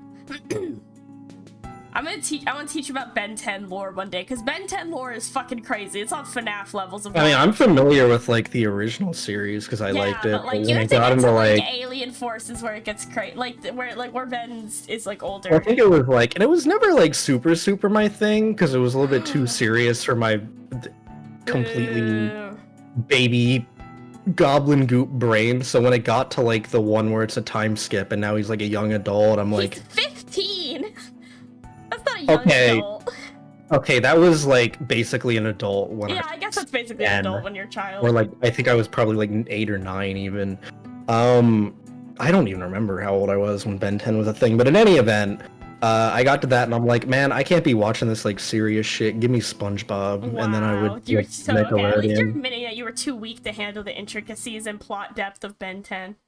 I was. I probably still am. Well, I don't know what to tell you then, if you can't handle Ben 10 currently. It is a very intense show. Yeah, I mean, really, I just don't think I'm ready for peak cinema. Yeah, oh, you should watch those, like, live-action movies. They are very bad. I would... it's very rare that you take a franchise that was not previously live action into live action and it turns out well. Yeah, but, like, Ben 10 is especially bad because you have... It's like a perfect storm. You have an animated series being made into live action. You have child actors who are terrible. You have, like, CGI special effect aliens, which are horrible. And you have, like, no budget. It's, like, such a good bad movie. It's like, you know, some bad movies are just bad, and some bad movies are, like, good bad movies. It's a really good bad movie. I mean... I don't know, I can't really get into bad CGI as a genre anymore because I already saw the perfect, terrible CGI film. Really? Have you ever heard of, or perhaps even seen, The Amazing Bulk? Bulk? Yes, The Amazing Bulk. No, I haven't even heard of that. It is a direct-to-release YouTube indie film that you can find nowhere else. Indie films don't count. They do, because it probably operated on a similar budget, but it's way funnier. It's not quite like... I feel like it's more self-aware than Who Killed Captain Alex, but only by a little bit. Interesting. But it's like one of the greatest watches of all time. The first time I watched it, I was incredibly not sober, and I was chilling with two other VTubers. We were doing an off collab. We didn't stream it, obviously, but we were like chilling after a stream. We were like, what do we want to do? And the solution was get not sober and then watch bad movies. And one of them was The Amazing Bulk. And I distinctly remember, I barely remember the plot of the movie, but there was this one part towards the end of the movie where they basically, I guess they ran out of things and they wanted to extend the length of the film. So there's solidly 3 minutes of just the same Amazing Bulk running animation. Awesome. But they got a bunch of these like 1980s to early 1990s stock 3D animations. And they just kept like looping them in the background while the Bulk continued to run across the screen. The Bulk. I love that he's. And I was like, that's awesome. I was like fucking. I was howling for the entire sequence. I had breathing trouble for the rest of the movie. It was so fucking funny. That sounds really good. The Amazing Bulk. Oh my god, that's just a really good name. Like I am compelled by the name because I do like rip-off movies. I always think those are great. You know, all those like rip-off Disney movies, those are awesome. Cause like Disney, like the Disney princesses, a lot of them are in the public domain. Like you could also, you know, any studio can make a Cinderella movie. So there's like a whole bunch of knockoff ones and they're all like pretty terrible, but we had a bunch of them like on probably on like CDs, I don't know, DVD. Now I'm remembering like all the shit that just made me lose my mind in that movie. It wasn't even like things they did intentionally. It was just like, there would occasionally be these shots. Another great example is just like background shit that like wouldn't normally matter. It's so funny and stupid that it stands out. There's the big bad of the movie. Whenever he's like in shot, I guess it's implied he has like this dog sidekick or whatever, but they never really acknowledge it. It's like these two real ass human beings on a green screen background in like the evil mansion herder, but then like off to the side in the corner, like not even close to where the action's happening in the shot, there's just like this dog, and each shot I want to say had a different animation of this fucking like terribly rendered 3D dog. It looks like it's on death's door, just like dancing or doing some shit while they're talking to each other, and I just could not pay attention to the conversation because this dog was way too distracting.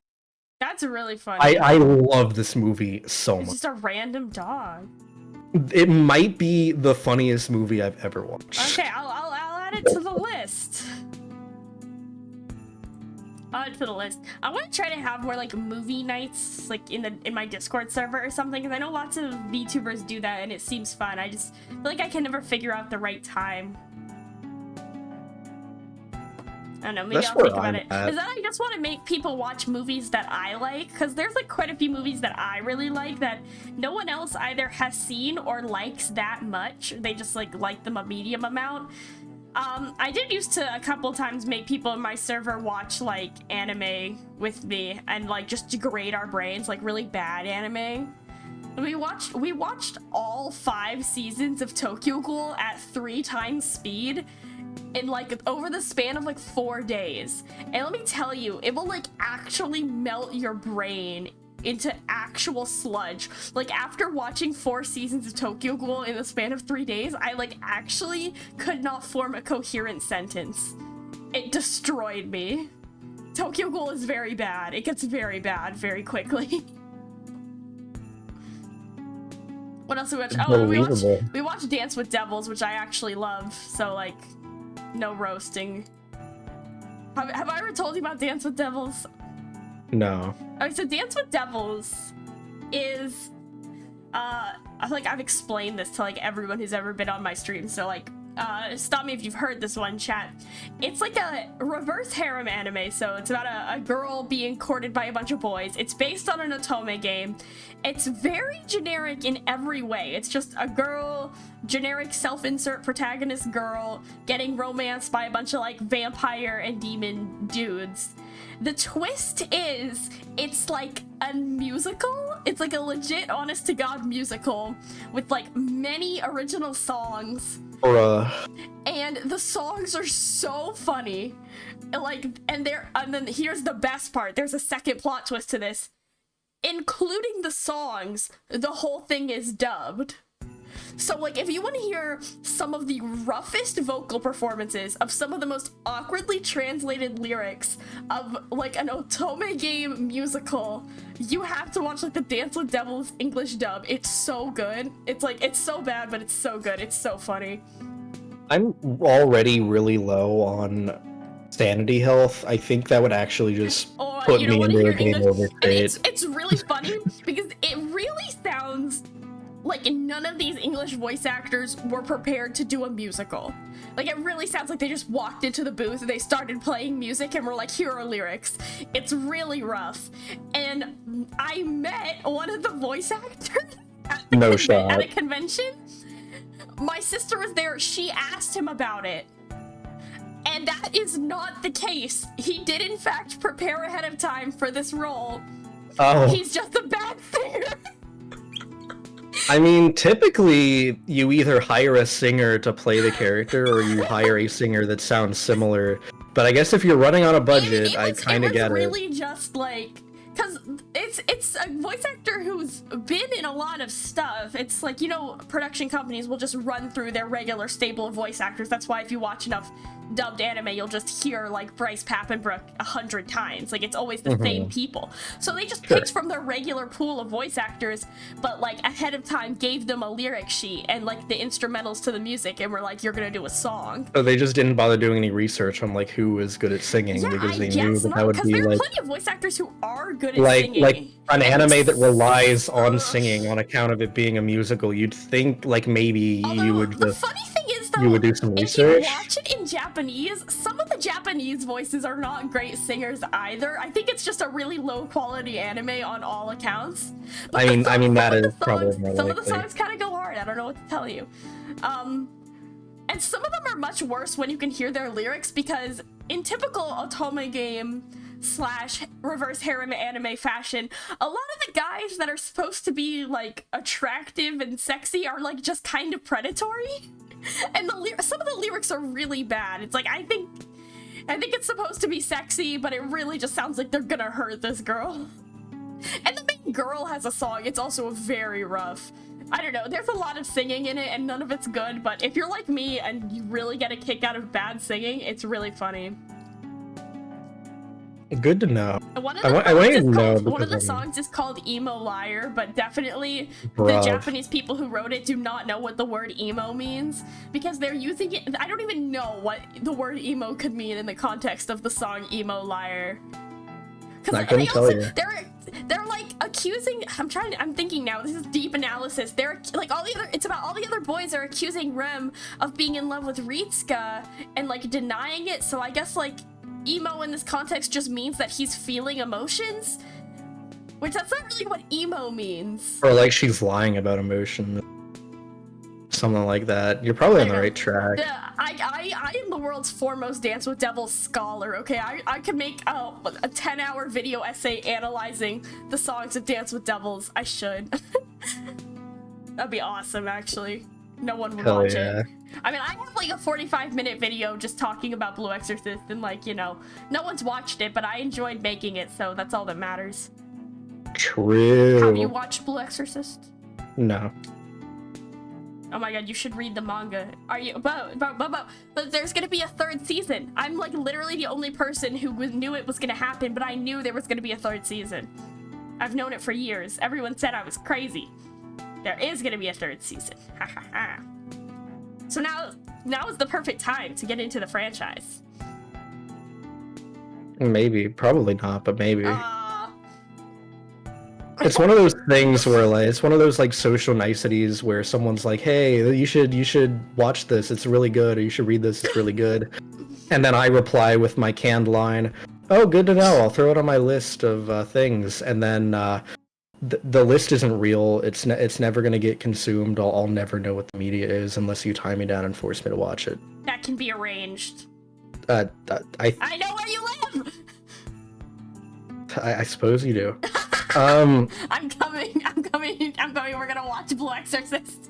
But I have an intrusive thought to share because you activated my a very specific neuron in my brain by mentioning Tokyo Ghoul. Oh no. One time a while back, I was going down like a weird rabbit hole of stupid bullshit because I didn't know what to distract my brain with, and I landed on like a speed run of some obscure Tokyo Ghoul game for the PS4. Oh yeah, there's a Tokyo Ghoul game for the PS4. It's not very good. But the content of the video or the speed run isn't the important part here. The important part is that the thumbnail for this video was like a bunch of screen caps of like, I guess, Tokyo Ghoul guy from Tokyo Ghoul. I don't know. His name is Kaneki. That one. It's a bunch of like different images of him like being like insane or like sad or like, you know, like the anime fucking. He's kind of like the Joker. Like, he's fucked up. Why yeah, do you think, like, the emo girlies love Tokyo Ghoul so much? Yeah. He's fucked up. Yeah, so it was like a bunch of those like Joker moment screen caps, and each one had like a different word. It was something along the lines of, "I watch anime to distract myself from the hell that is Burger King." I know that image. I know the exact image you're talking about. Yep. And then the last one, he has a fucking Burger King crown on, Yeah, he's and got the I Burger King fucking crown. lost it at that image. It's so It's stupid. so good. Yeah, Tokyo Ghoul is a wild beast of a franchise. I'd say so I used to participate in this thing. I don't really do it anymore, but this website, it's called like Anime Planet. It's basically just like my anime list, where it's like just for logging anime and writing reviews and stuff. Mm-hmm. And they used to have this thing that was like, it was like a secret Santa was the idea. It's like so basically you you get assigned a person, and then you like look at their tags of like anime that they watch, and you like pick an anime for them to watch, and then they pick an anime for you to watch, and you like have to watch each other's anime. We should do that, and you have to watch Blue Exorcist. Okay. You have to watch Blue Exorcist. You can pick something and I'll watch it. Oh. The entirety of One Piece. No! Fuck no! Look, you did it to yourself with that one. You know, they're supposed to be roughly equivalent in length. You didn't state that rule ahead of time, Okay, well, but okay. I wasn't telling you every single can we- rule. I was giving you a rough outline. What kind of, how can I make you suffer with this? The goal is to share your passions, not make me suffer. What is this cruelty? Have you seen my lineup of favorite video games? Suffering is like my gunch. Every media that is my favorite media is my favorite media, partially because it inflicted suffering on me. I do not know what to tell you. I think you should tell your therapist about that. No, I think I should just continue to believe that Drakengard 1 is the greatest piece of art ever created. Oh, not the Drakengard. But look, That's mine. It's been on the list. It's been on the list. I'll play it eventually. You really shouldn't. Yeah, see, people keep telling me that. I even, like, that kind of intrigues me further. I mean, it's not even like I'm interested in things that, like, despite having, like, a lot of issues, still have, like, this fervent fan base. Like, I'm like, there's gotta be something there. It kind of intrigues me. Are you familiar with, like, Plato's, I think it's Plato, the allegory of the cave? Kind of.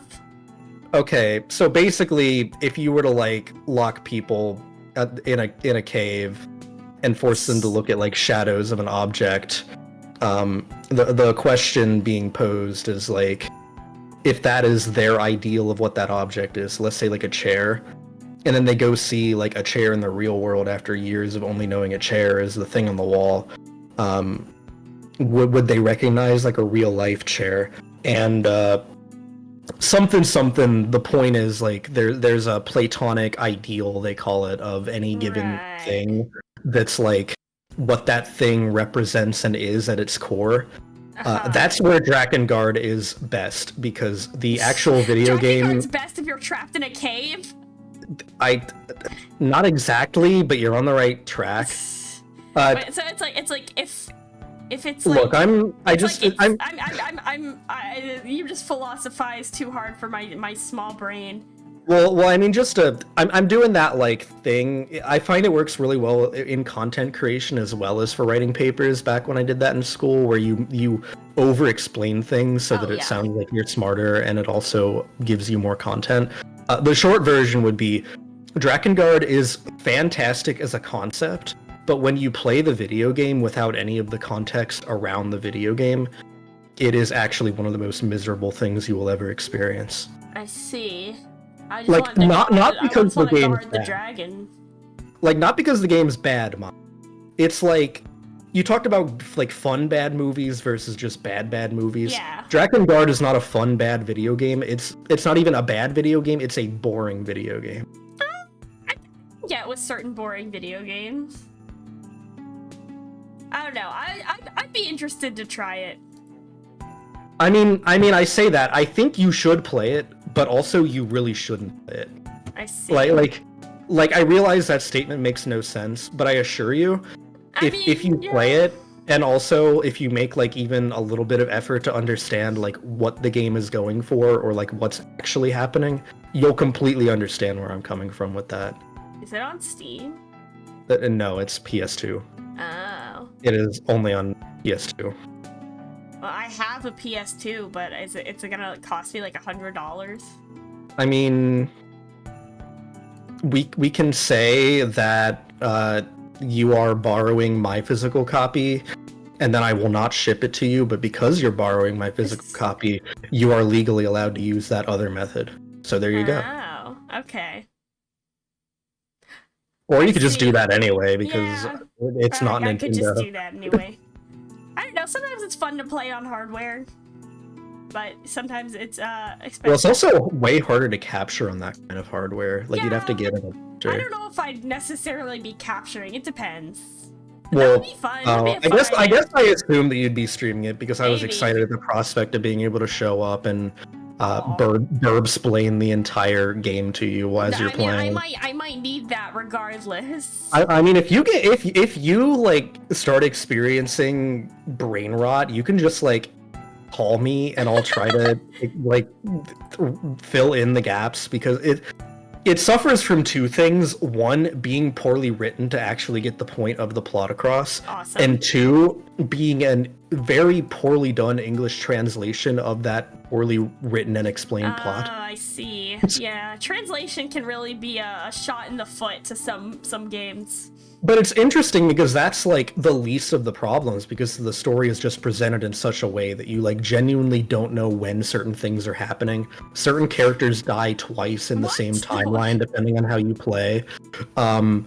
There's one part where it gets really interesting, though, because it's an M-rated game, obviously, because a lot of fucked up shit happens in the game. Most of it implied. It doesn't really show anything. But there's one moment in the game where in the Japanese translation, it's a big reveal, and I'm fine spoiling this because you will not pick up on this in the English translation. The main character's sister, who's really important, because reasons that you'll get to, she ends up being, like, main character Kun, I have romantic feelings for you, my blood brother. Gross. And then he's like, ew, disgusting. And then she commits Roblox oof. In the English version, what actually ends up happening in the translation is she's like, Kaim, you came to save me. I love you. And like, you know, you'd think from that it's like, oh, she loves her brother in a brotherly way because like one, they're siblings, and two, they're she's saving. You know, he came to save the day. Even though he's a genocidal maniac, but you know, it's Drakengard. Yeah, Drakengard's very fucked up. The main character really enjoys murder. Silly boy, he's like Jeff the Killer.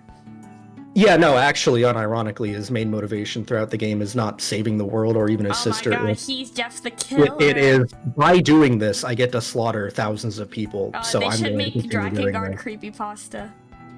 There has to be one. I'm sure there is. Yeah, Jolly Creepypasta website. I'm sure someone made it like as a joke, but it's gotta exist.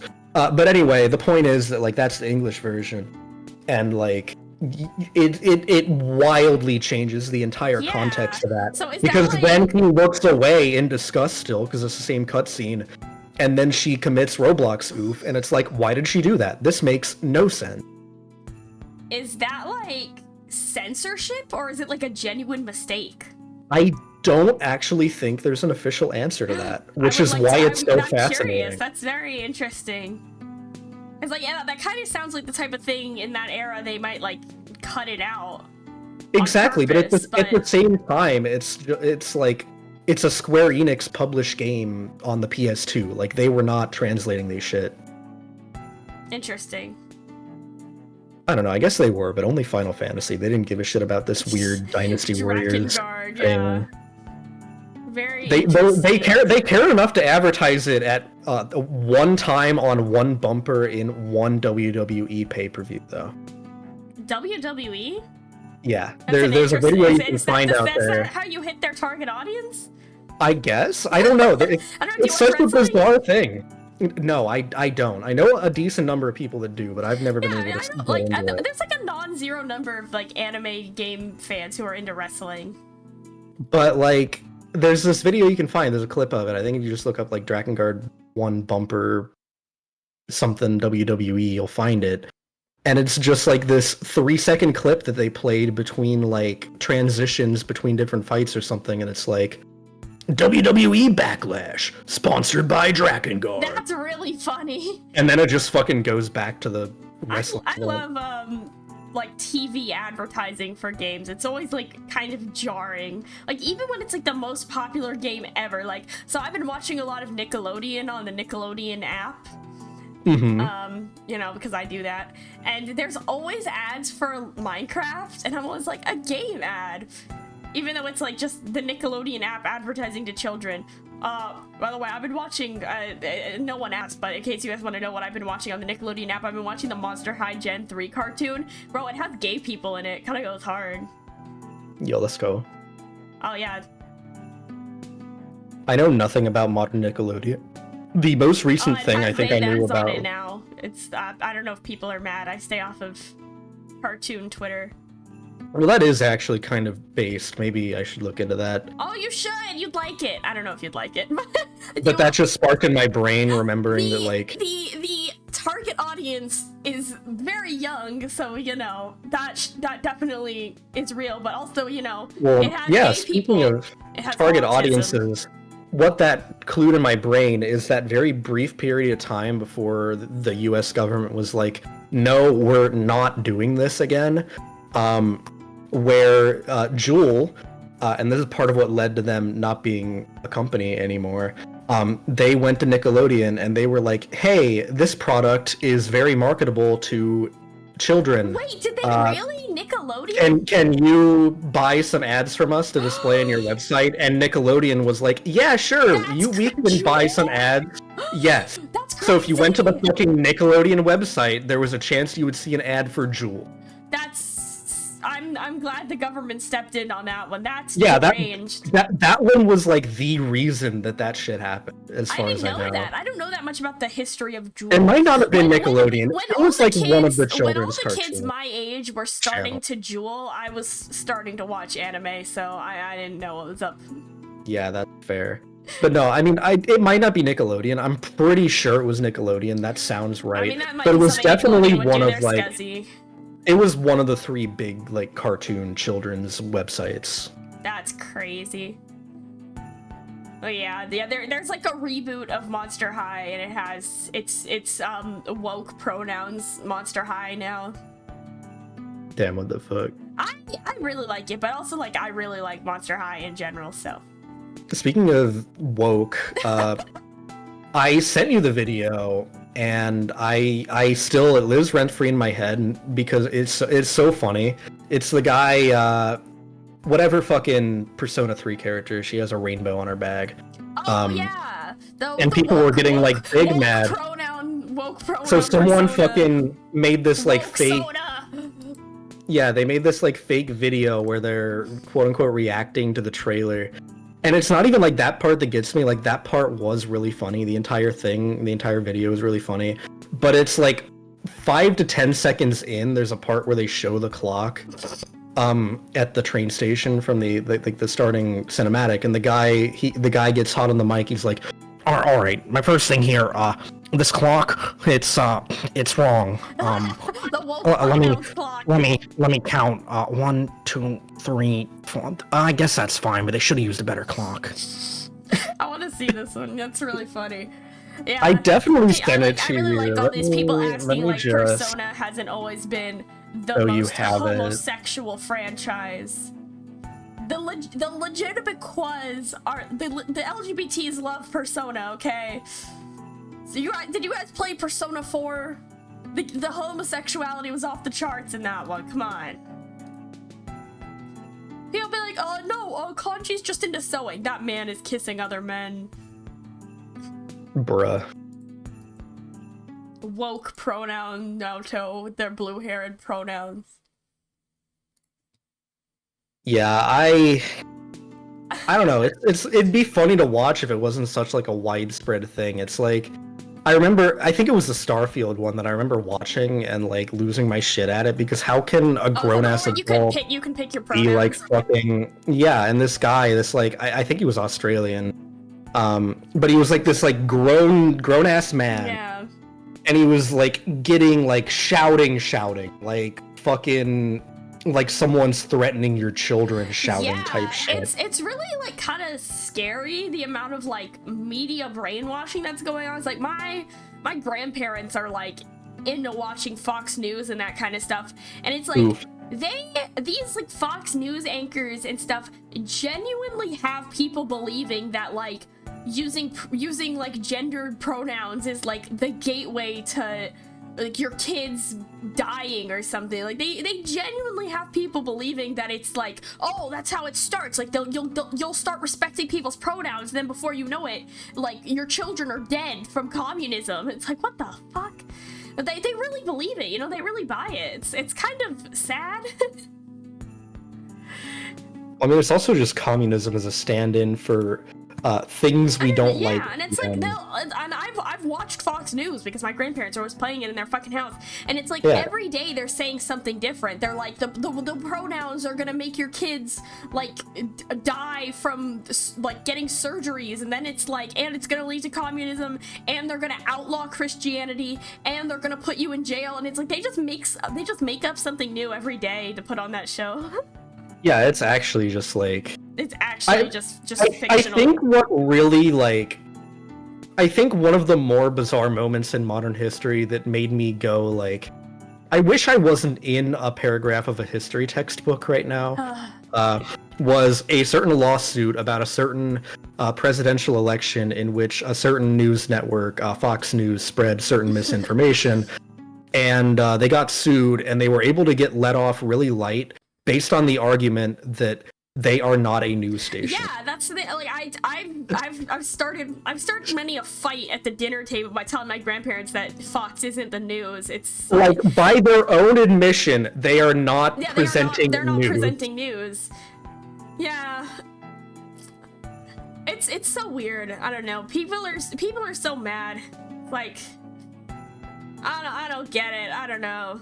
Maybe I'm just the woke youths, but it's the so pronouns weird. took over. You can't think critically anymore. I respect. Maybe they're right. Shit, I respected people's pronouns, and now look at me. I'm a fucking VTuber. That's what happened. If you respect people's pronouns, you'll be cursed to eternal VTuberism. Yeah, so true. What's next? Surgeries to become VTubers? Bro, the freaking what's the girl with the like she got like 500 plastic surgeries to look like Hatsune Miku. Oh my god. That's what's gonna happen to you if you use pronouns. Yeah, it must be. I like when people say that they have no right. pronouns. Yeah, but yeah, you what? My grandma's so funny. She's really concerned. She sent me, because my grandma, she doesn't text very often, and she's like, she sent me the most random text. It was like, did your school have gender neutral bathrooms? I was like, yes. And then she was like, stay safe. I was like, what do you think is going on in these gender neutral bathrooms? Like, people are just pissing and washing their hands and leaving. Like that, no one's getting up to any mischievous behavior in the gender neutral bathrooms. I mean, they are, but they're just smoking weed. Like, they're not like beating people up or assaulting people. So weird. I thought I was going to have a normal piss in the gender neutral bathroom, but when I opened the door, it was meat men. The pronouns. When I opened the door, the pronouns attacked me. It was the meat pronouns. The meat pronouns! Oh my god. Yeah, my pronouns are meat/meat. Stupid. It's like of all the things you could be worried about happening at a college camp. I know, it's like there was lots of legit things going on college campuses for like people to be concerned about, but like the gender neutral bathrooms are not the cause or even the problem. The most annoying thing is that in my freshman dorm we had a gender neutral bathroom, but it was also the only like accessible bathroom for like disabilities. So like if someone went in there, so it was like a single stall where the rest of them were like just a big bathroom with like a lot of stalls, and like people would go in there for all kinds of purposes that were not using the bathroom. Sure. Mostly smoking and or having sexual intercourse. And then, like, people who genuinely needed the gender-neutral bathroom or the disability-accessible bathroom couldn't go in there. But the problem wasn't that the bathroom was dangerous. It was just that people were using it to, like, to have sex. Yeah, I mean, I never bring this story up around them because, I mean, it just opens a whole other can of worms and isn't productive. But here it's fine because we're silly here. We're silly goofy. So my first ever college party, someone got shot. Whoa. I didn't even know it happened until after the fact. Like the next day I found out. That's crazy. And just as a little tangent, because I'm sure now you're wondering how that happened. One person was like, "Yo, check this out! I got a gun." Yeah. Because he was like trying to show off. That's actually not an unusual story. And then this other guy, he's like, "Yeah, bro, shoot me, dude. I want to see what it feels like." And then for some reason, the first guy just like did it. Inebriated. But in any event, the so important part, someone got shot so much as someone. No. Got shot makes it sound like an accident. No, he did get shot. He also just asked for it, and then That's for some crazy. reason the Why other would you person ask? thought that they would be a good idea. So a lot of things went wrong, and a lot of bad decisions all around. But the important thing here is that neither of those people were trans, and I also didn't know that I was trans at the time, and I don't think anyone there was trans. And that was significantly more dangerous to that guy and everyone else around's health than, like, any fucking pronouns. You know what I'm saying? Yeah, there's legit dangerous things in the world, and pronouns are not one of them. Oh, hello, my sister's in the chat. Say hello to my sister. Hello, my sister. This sounds serious. I know, we're just getting goofy silly. Rebecca, how do you feel about pronouns? She's about to get canceled. Rebecca does not respect pronouns. When we were watching Monster High, sometimes she would misgender Frankie Stein. From Monster High. Frankie Stein? Yeah. Was the fucking... Yes, Frankie Stein has they, them pronouns in Gen 3. Shouldn't it be Frankie Stein's monster, actually? Oh, it's first name Frankie, last name Stein. Yeah, Stein's monster though, because like the monster's name isn't Frankenstein. It's Frankenstein's monster. No, in the Monster High universe, his last name is Stein. Like his name is Victor Stein. Well, no, shouldn't it be Victor Frankenstein then? Because like he was created by Dr. Frankenstein. It should be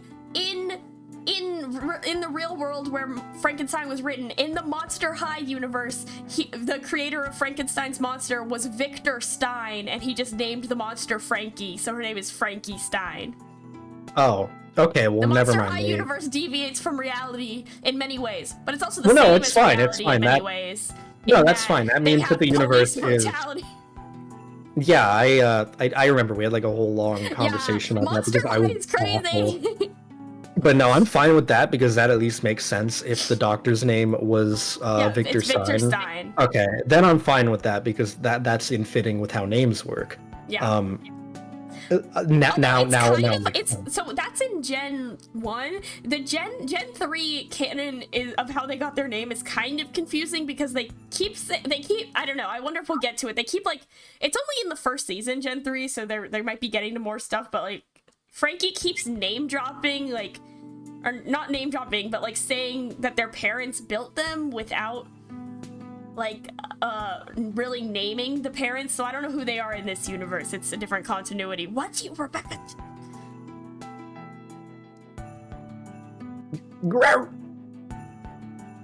Is this a TikTok? Rebecca, why'd you send me a TikTok? I don't want to watch this.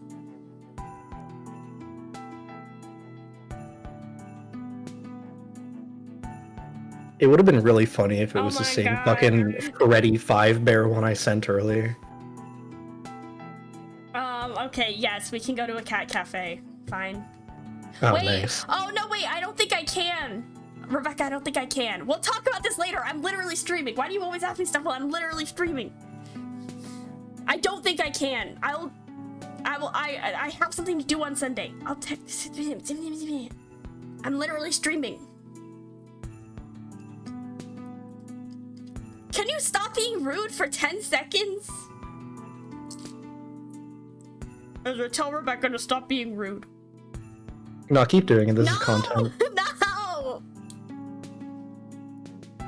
Rebecca, wait, Rebecca. Are you scared of this picture? Look at the picture on the top right.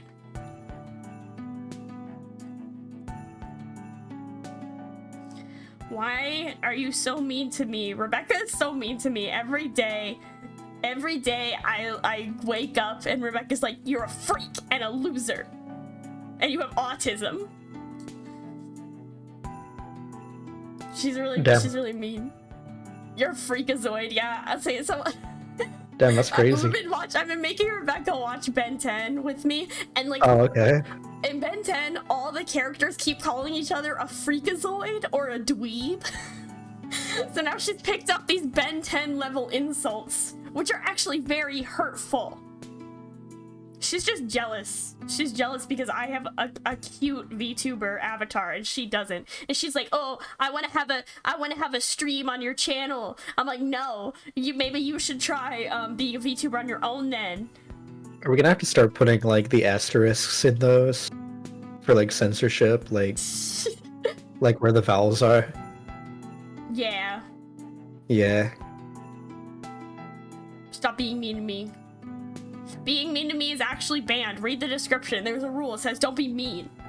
I don't know if there's actually a rule that says don't be mean. It probably says don't say slurs, but that's not the same thing. I mean, unless we decide that freakazoid and dweeb are slurs. Yeah, I think dweeb is a slur.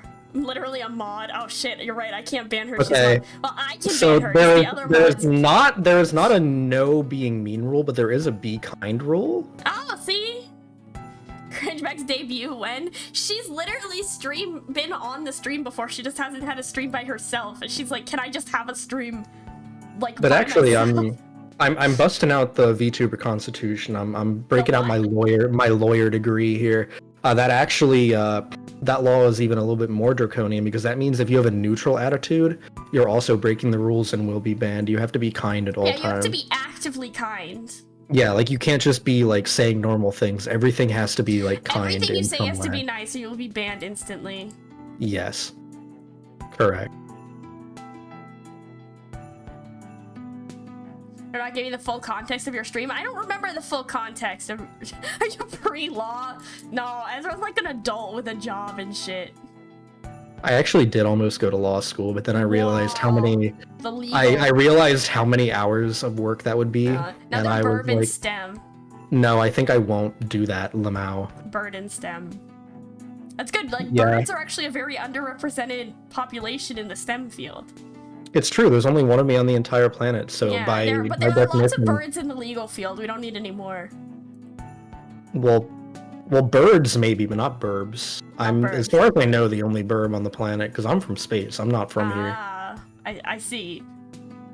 I mean, I can think of at least one other space. Well, whatever industry I'm in, that has 100% burb representation, and any I'm not has 0 burb representation. Wow, so okay, honestly, all these other industries really need to catch up with the big L to every other industry. Computer typing honestly. field, still not fully comprehending what it is that you do. I know. I'm just a software developer. Yeah.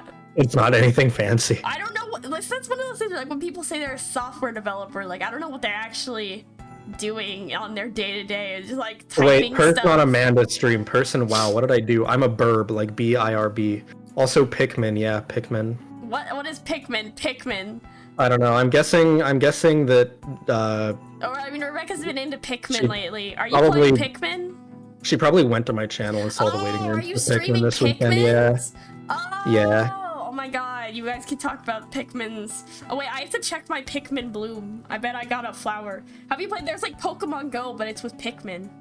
I have not played that. I do have another funny image I saw earlier to share though. Okay. Someone thought it was Coracore and I was a little bit upset because it's actually like very me core. This is some shit I would post. What is Coracore? Well, my genmate Cora. No, I know who Cora is, but like, yeah. What is her aesthetic? What is the Coracore? First. So I mean, I guess in that sense it also fits, but like it should have been me. Yeah, that's different than yours. Well, no, this is like a very me core image though.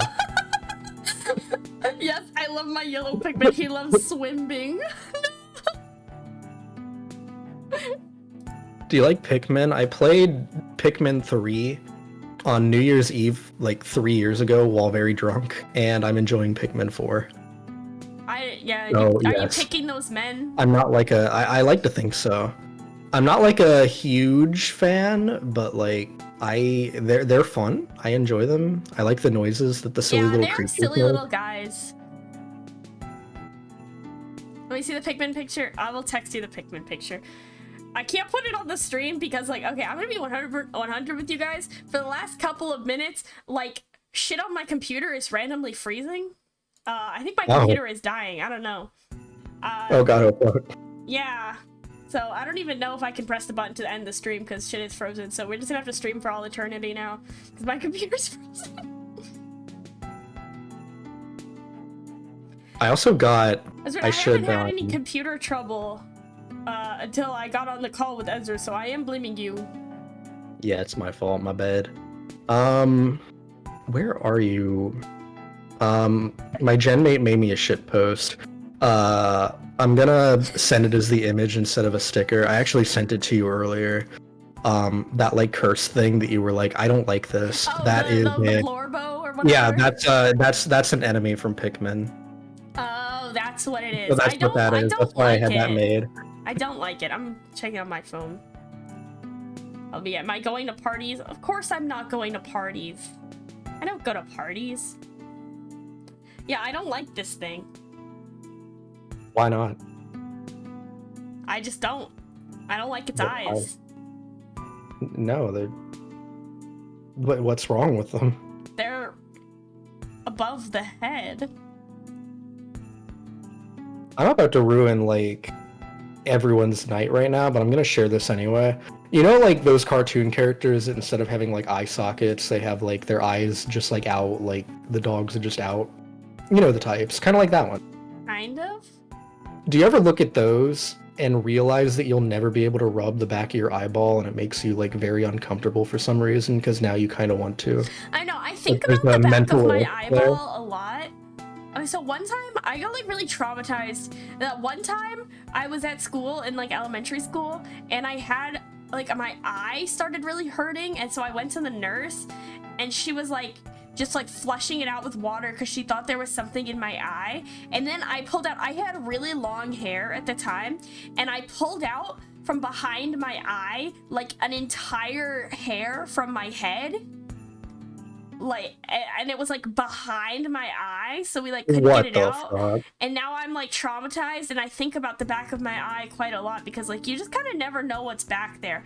They also say, so there's like a tweet or something that went viral that was like from like a mortician or something that was like, oh, if a mortician like looks behind your eyeballs, there's like loads of little hairs back there that you can just never get out. And I think that was actually fake. Like someone else, like a mortician girl, was like, that's not true, we don't know what's behind your eyeballs, we don't look, there's probably not like little like lots of hair back there, but like there might be something behind your eyeball, and unless it's big enough that you can feel it, you might never know. And like it's not like it's not like you can clean it. Well, that's exactly my point, because whenever I have that thought, I'm like it's like I get this weird mental itch, and I'm like, God, I really want to rub it. Like it's kind of like when you have allergies, but like there's no nerve endings back there. If I could, if I could, I would definitely like to see what's behind my eyeball and check it out back there. I don't know. Eyes are pretty interesting because like you just looked up like a medical diagram of like how your eyes are like in your head, and they just look crazy. Yeah, them shit's goofy. Did you ever have that like eye toy where you like plug it into your AV plugs and it like zooms in on shit? Like it was just a super zoomed in camera. No. It was like a very like late 90s, early 2000s toy, and you just like looked at shit close up. Like it was basically like what you can do with iPhones and Androids now with the zoom. Yeah. Like maybe half as much, and like roughly the same quality, probably a little worse. I didn't have that. I did have hyper realistic eye model because my grandfather was an eye doctor. Ah. And he gave me a model of an eye, and you can like take it apart and see what's inside. So there's like, you know, the cornea, the retina, the lens, all the little veins, and then like the nerve. It's pretty cool. And my grandpa had a scary wall in his office of like, have you ever seen like a diagram of like the spectrum of eye colors? No. It's just like every eye color possible, like all these colors. It's like big spectrum, but like every eye is like a model roughly the size of a grapefruit, just floor to ceiling on a whole wall, just a million eyes. He had that in his office. I hate that. It was kind of cool though. He also had fish. Nerdy, whatever. But no, like this eye toy, I'm just remembering it now because it's such a strange activity. Like it wasn't gamified or anything. You literally just plugged it into your AV, and it would just like put the thing, and like the thing to do was just to like put it close to your skin and see like the little like fucking skin thingies, and it was like, ooh, gross, but it'd be displaying on your TV. It's a very strange product. Kids I don't know why they made it. were easily entertained. They'd just be like, wow, a camera. Yeah, like people complain about the iPad kids, but you know, like I feel like they're doing less weird shit than we were. Yeah, but the weird shit you do as a kid is good for your development. It teaches you a healthy curiosity. Now kids just know Subway Surfers, r/am I the asshole, Minecraft parkour. I have a few friends that are teachers in schools. Oh, that sounds miserable. And they have told me, because I made a joke about it. We were like chilling, and I made a joke like, I wonder at what point they're gonna start putting Subway Surfers footage at the bottom corner of a PowerPoint to get the kids' attention. And they were like, No. That's there's been research We're done, living in it. and there are teachers doing that. We have considered doing those that. baby sensory videos, dude. If someone was giving a presentation and they put like the bouncing blueberries on the screen, I would be paying 100% more attention. I love the blueberry video. Bro, I fucking love the baby stem fruit videos.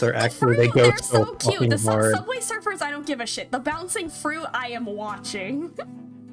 I can't lie to you, I actually am susceptible to Subway Surfers as well. Oh, really?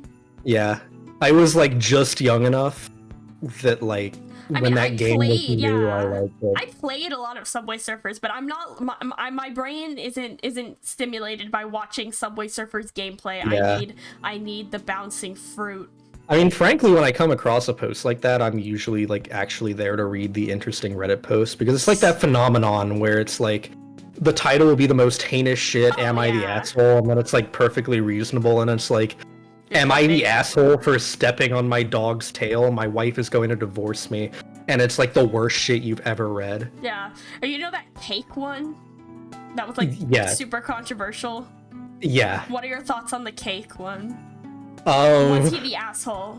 Y/N.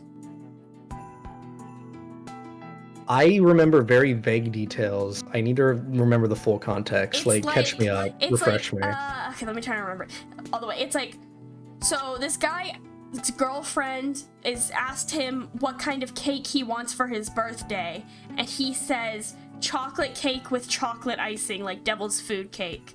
And his girlfriend, the day of the birthday comes, his girlfriend makes him a birthday cake, and it's chocolate cake with chocolate icing, but there's one layer of vanilla icing in the middle, and he like gets really mad at her. Or it's like she said like he was like looking disappointed, so the girlfriend asked him, are you disappointed? And he said, I'm upset because if I wanted vanilla icing I would have asked for it. And then the girlfriend gets mad at him, and also a part of the story is that the girlfriend's like child is there. Is he the asshole? Y/N. I mean, yeah. Yeah, I think so too. You fucking don't eat the vanilla. I was thinking the different cake one. Oh. Actually, I was thinking two different cake ones. I was just thinking this one because I feel like this one is so obvious. Like, he's so clearly being an asshole. Yeah. And so, like, it feels like it shouldn't be a question. But this one was just... A lot of people were arguing in his favor. Like, a lot of people on the internet were... There's also some nuance there that it's like, you know, how, like, over the top was he really being? The most convincing argument to me is that he specified that his girlfriend asked if he was upset, and then he told her that he didn't want vanilla, and it's like... if he just unprompted started talking about how he was pissed off after his girlfriend made him cake, I would say he was the asshole. But like, if she asked, maybe it's more reasonable to tell her how you're really feeling. But also, I feel like just lie to her at that point. Just say, yeah, you love the cake. I don't care. Well, like, sure, the whole situation is inconsequential. But then my thing with it is, I feel like maybe we're missing the context of like how like shitty was he really being about it? Was he like, oh, this like kind of sucks, or was it like, oh my god, day ruined, I have a bitch face all day? The vibe I get from it is that maybe this isn't like an excellent relationship. I don't want to like psychoanalyze these internet strangers, but like I feel like a relationship where this is causing that kind of strife is like, it really sounds like the guy has been causing problems in the relationship. You know, where he's been saying, like, the way he talks about his girlfriend in the actual post is like kind of gross. So he's like acting like he's her boss. He's like, I want the cake made exactly how I asked for it. It was like, she did you a favor. She made you a gift. Like, you didn't pay her. Your girlfriend offered to make you a cake. You should be happy regardless. I know, it's just it's entitled behavior to me. Yeah, it's very strange. Like, again, I feel like we don't have the full context of how he was acting, but even then, like, he's still being a little bit shitty, because, like, who cares? Just don't eat the cake if you really hate it. The post is really unclear about how upset he actually was, because he makes it sound like his girlfriend's being really unreasonable. He's like, I told her I didn't want vanilla in the cake, and now she's really upset with me. And it's like, did you tell her you don't want vanilla in the cake, or did you, like, berate her? Well, I mean, also, just objectively speaking, he said he wanted chocolate cake with chocolate icing. He didn't say no vanilla. He said chocolate with chocolate. He didn't specify Yeah, I just feel like you really need the context of like exactly how that conversation went down. But like because the way the guy describes it makes it sound like the girl is being really unreasonable, but I feel like maybe the guy was shittier than he's letting on. Well, almost certainly. Yeah. I don't it usually is. Am I the asshole posts? Because I find that there's only like two types of people for the most part that go specifically am I the asshole? Oh yeah. It's either people that are absolutely in the wrong and they're trying to get feedback from people on the internet so they can be like, hey, look, I'm right, and use it to manipulate people. Or there's people who genuinely did absolutely nothing wrong and they're incredibly confused and they're trying to figure out what the fuck is going on. Yeah. So it almost certainly, like, that has to be yeah, it's crazy when someone's like, r/am I the asshole, and then describes like the most terrible abusive situation you've ever heard of in your life, and you're like, you are not the asshole.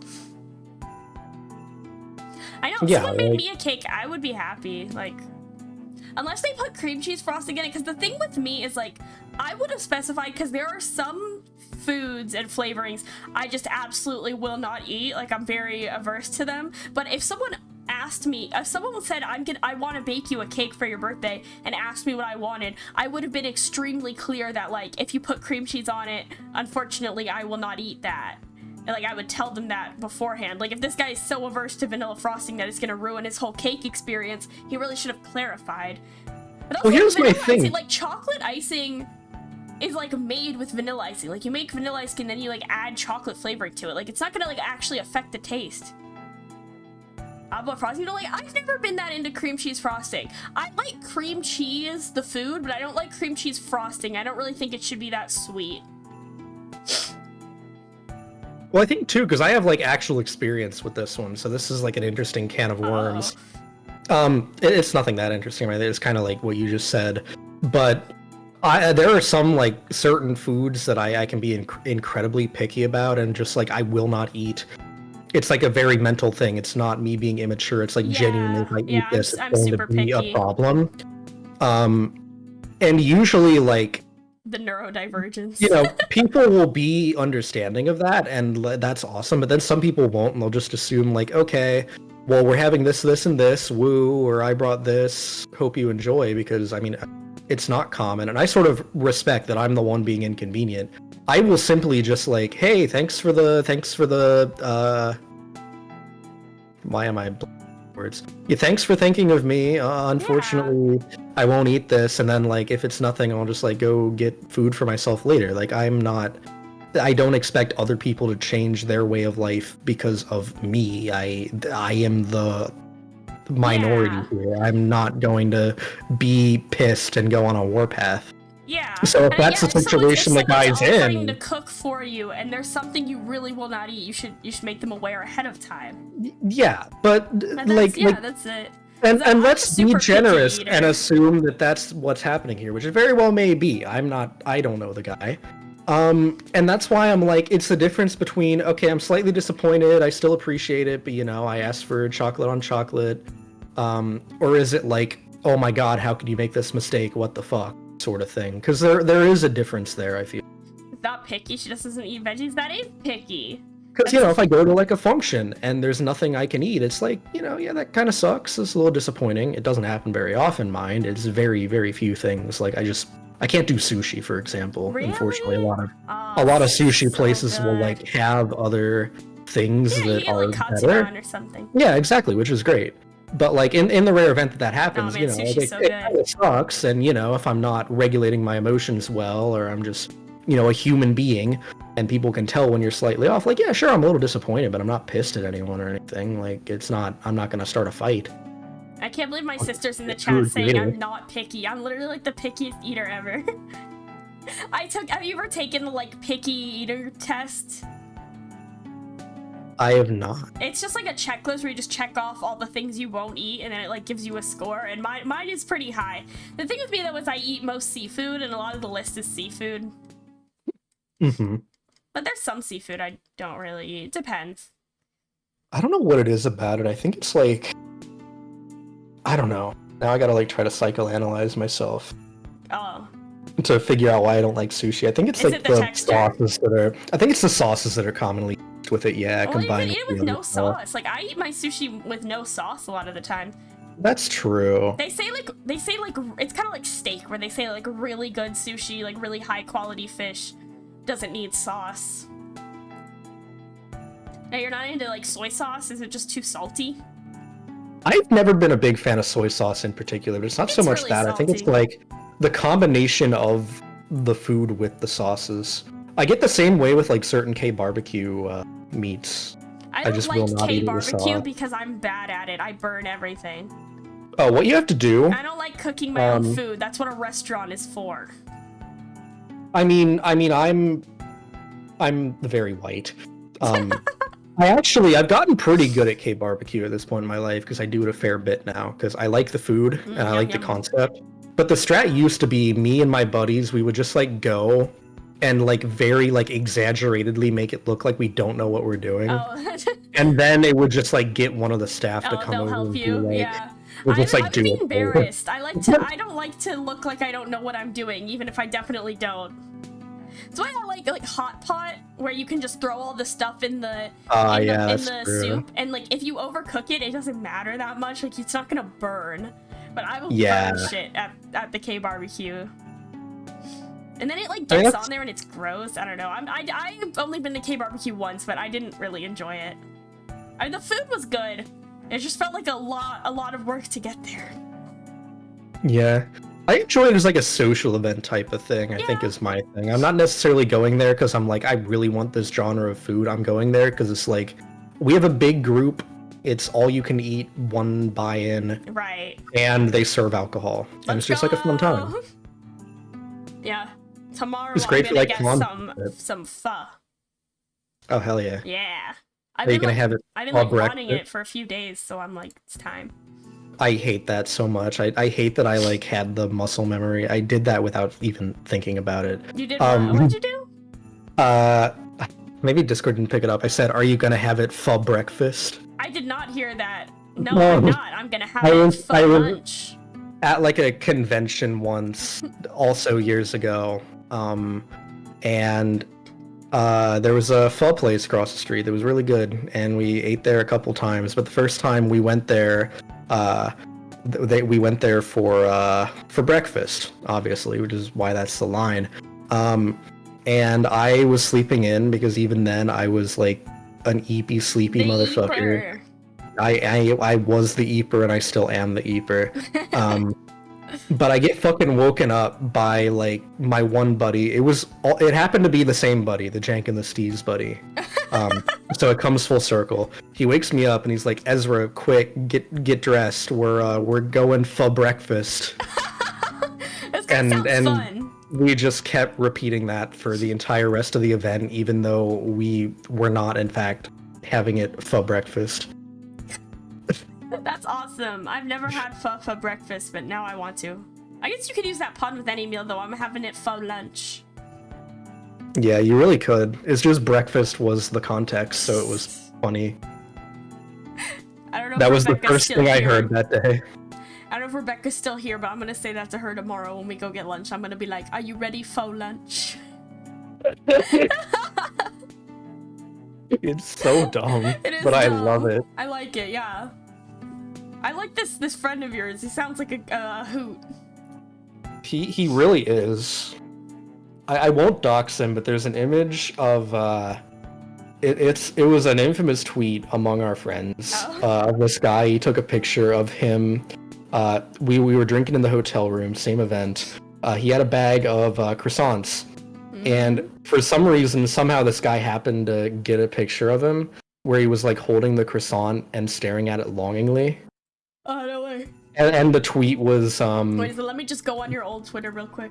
it was, ladies, get you a man who looks at you like guy's name looks at croissants. That's awesome. I'm gonna go find this image right now. I don't think you're going to if it's the one I think it is. Goes on your old. I'm going like on your old Twitter. I'm kidding. you realize I'm like 4 identities deep, right? Like I don't think you could find it. I don't know what the last one was. That was when we were gonna play Project Sekai, and like I just went to double check everything because Project Sekai like will just put your email on the screen. Oh yeah, no, that I'm glad you did. It had like an old Twitter account, and I was like, oh. Yeah, I'm glad you did, just in case someone would have seen that, though it really wouldn't have been that big of a deal. Right, but like even then, like again, I'm like Project Sekai be out here just being linked to Twitter. I'm like many identities deep. I went to Otakon. I went to Otakon and I tried to count like the max in one room that people were calling me different names. We were at like the big group dinner, and I got called 3 of my different names. Wow, my god. You're the fucking mask man. What's that guy with all the masks? James Bond. Yeah, that one. the shapeshifter. He going crazy. That's funny. The name's James Bames. James Bames. John Bond is having a strong like, call of vigilance. Like someone, I came across someone on Twitter who like had my old username. I think it wasn't spelled exactly the same way. Oh, that's fucking weird. But I got like actually jump scared. I was like, oh my god, the music just stopped. I think my computer is actually dying. Oh no. But yeah, I mean, that's weirder, because, like, you, like, one, I don't think you're a freak who's gonna, like, dox me or anything, I but am. No, also, oh no, oh god, oh fuck. Yeah. No, and then, like, also, I just wasn't being careful when you saw it, and it's like, whatever, because, again, I don't really have anything super compromising on any of my shit. That's the whole reason I, like, checked beforehand, because it just occurred to me that you hadn't streamed Project Sekai before, and I was like, I wonder if they know that, like, whatever email you have linked here is just gonna be there.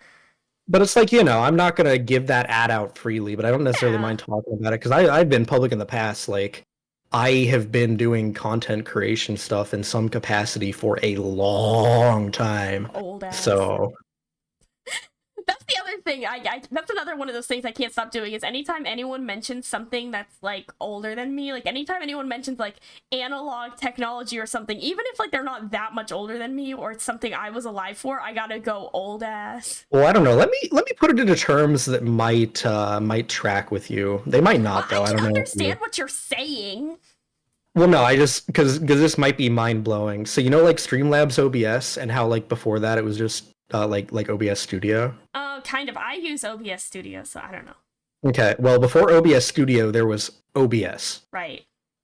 When I started doing stuff with broadcasting, I was using not OBS Studio. That didn't exist yet. I was using OBS. Damn.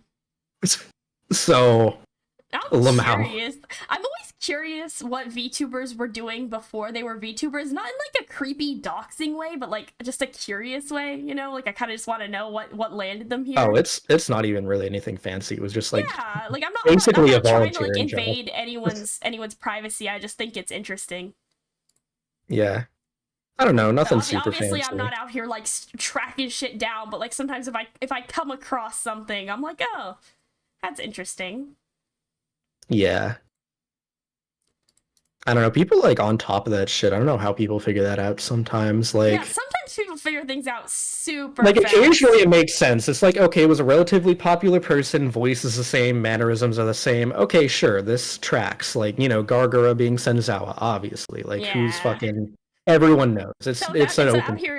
Someone yesterday in my chat was like, are we allowed to say, like, VShoujo secret knowledge? I was like, is there such thing as secret knowledge with VShoujo? And then, like, you know, Demon Dice and Calliope Mori. Like, it's an open secret. But, like, fucking... Like, only she could make music this annoying.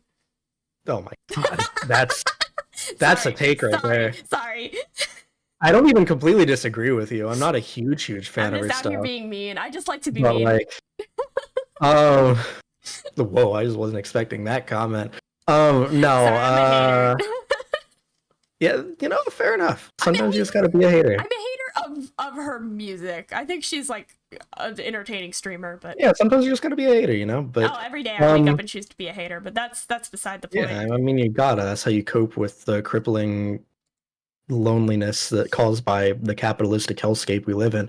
I mean, anyway, so God, I'm like one very thin line from just becoming a political VTuber.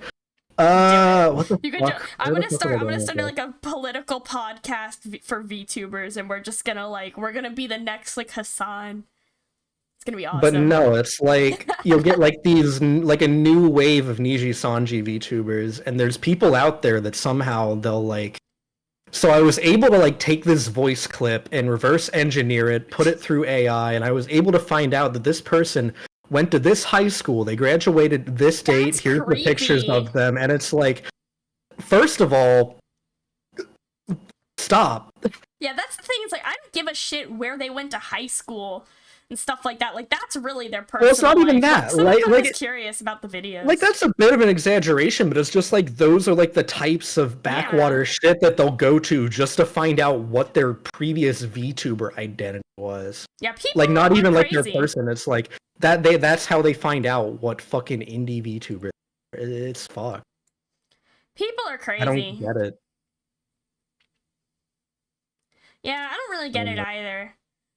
Like even the VTubers I am the biggest fan of. Like they are my Kami Oshi. Like they are my most favorite. Easy. Like even I don't want to like stalk them. Like that's such a weird impulse to me. It's like, especially if this is coming from someone who's like claiming to be a fan of this person. It's like that is not like I feel like if you're a fan of this person, don't you want them to like feel safe in their community? And like that's when you get to the point where someone is like saying they're a fan, but really they like feel entitled to something, or I don't even know what's going on there. Yeah, I don't know. Again, I'm fine with it when it's like those open secret sort of things where it's like, okay, here's this very high profile person who's now this other very high profile person, and because they are acting the exact same way. Okay, fine.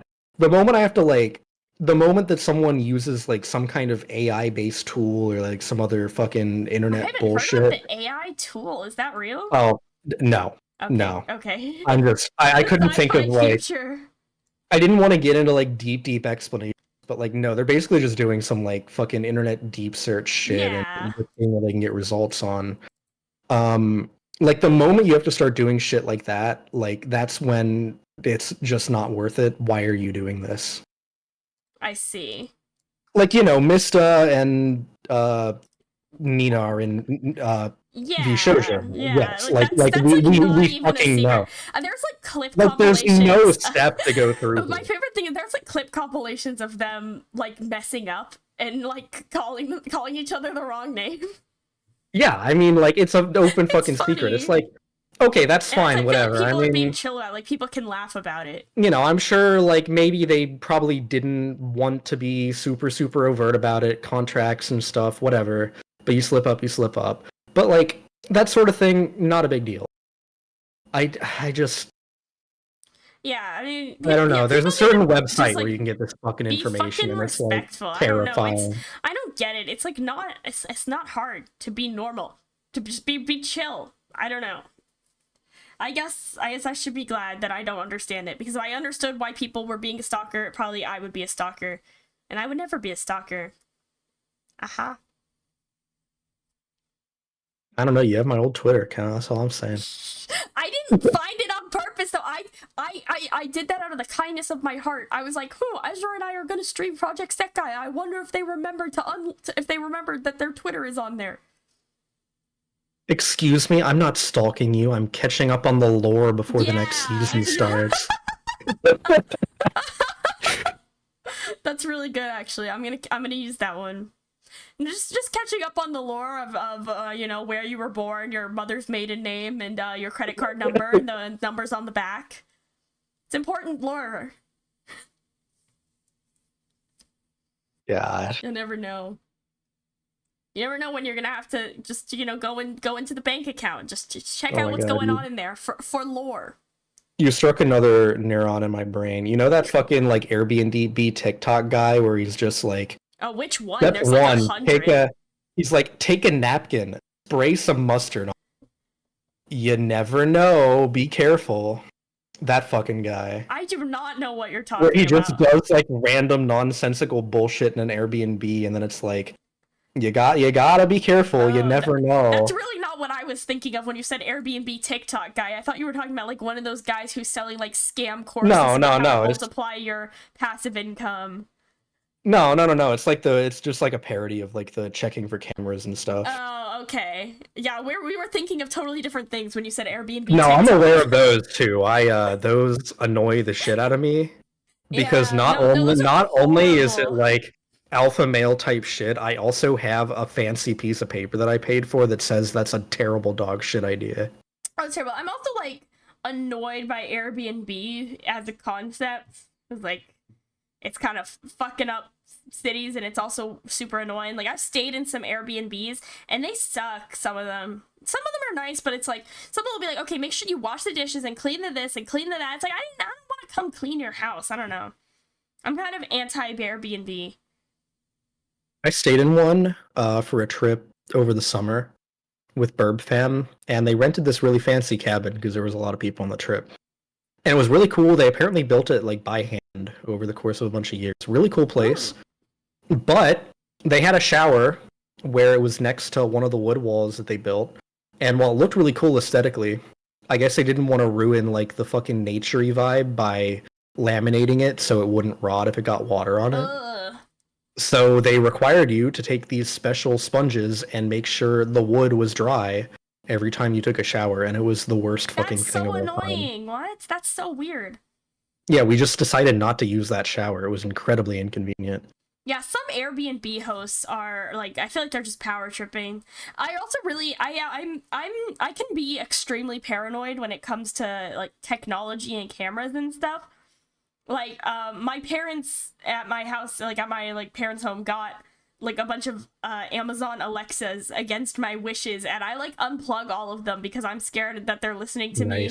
I unplug cameras and stuff. Like I can be levels of paranoid my therapists have been concerned about when it comes to that kind of stuff. So if I walk into an Airbnb and the host has a camera in there, like I will just turn around and walk out. I do not. They could just be watching you. Like I went in this one and they just had like a Ring video camera on the kitchen counter, just staring at me. I like put a piece of paper over it, and I was like, if they get mad at me about this, they can fight me in their fucking parking lot. I don't want this camera here.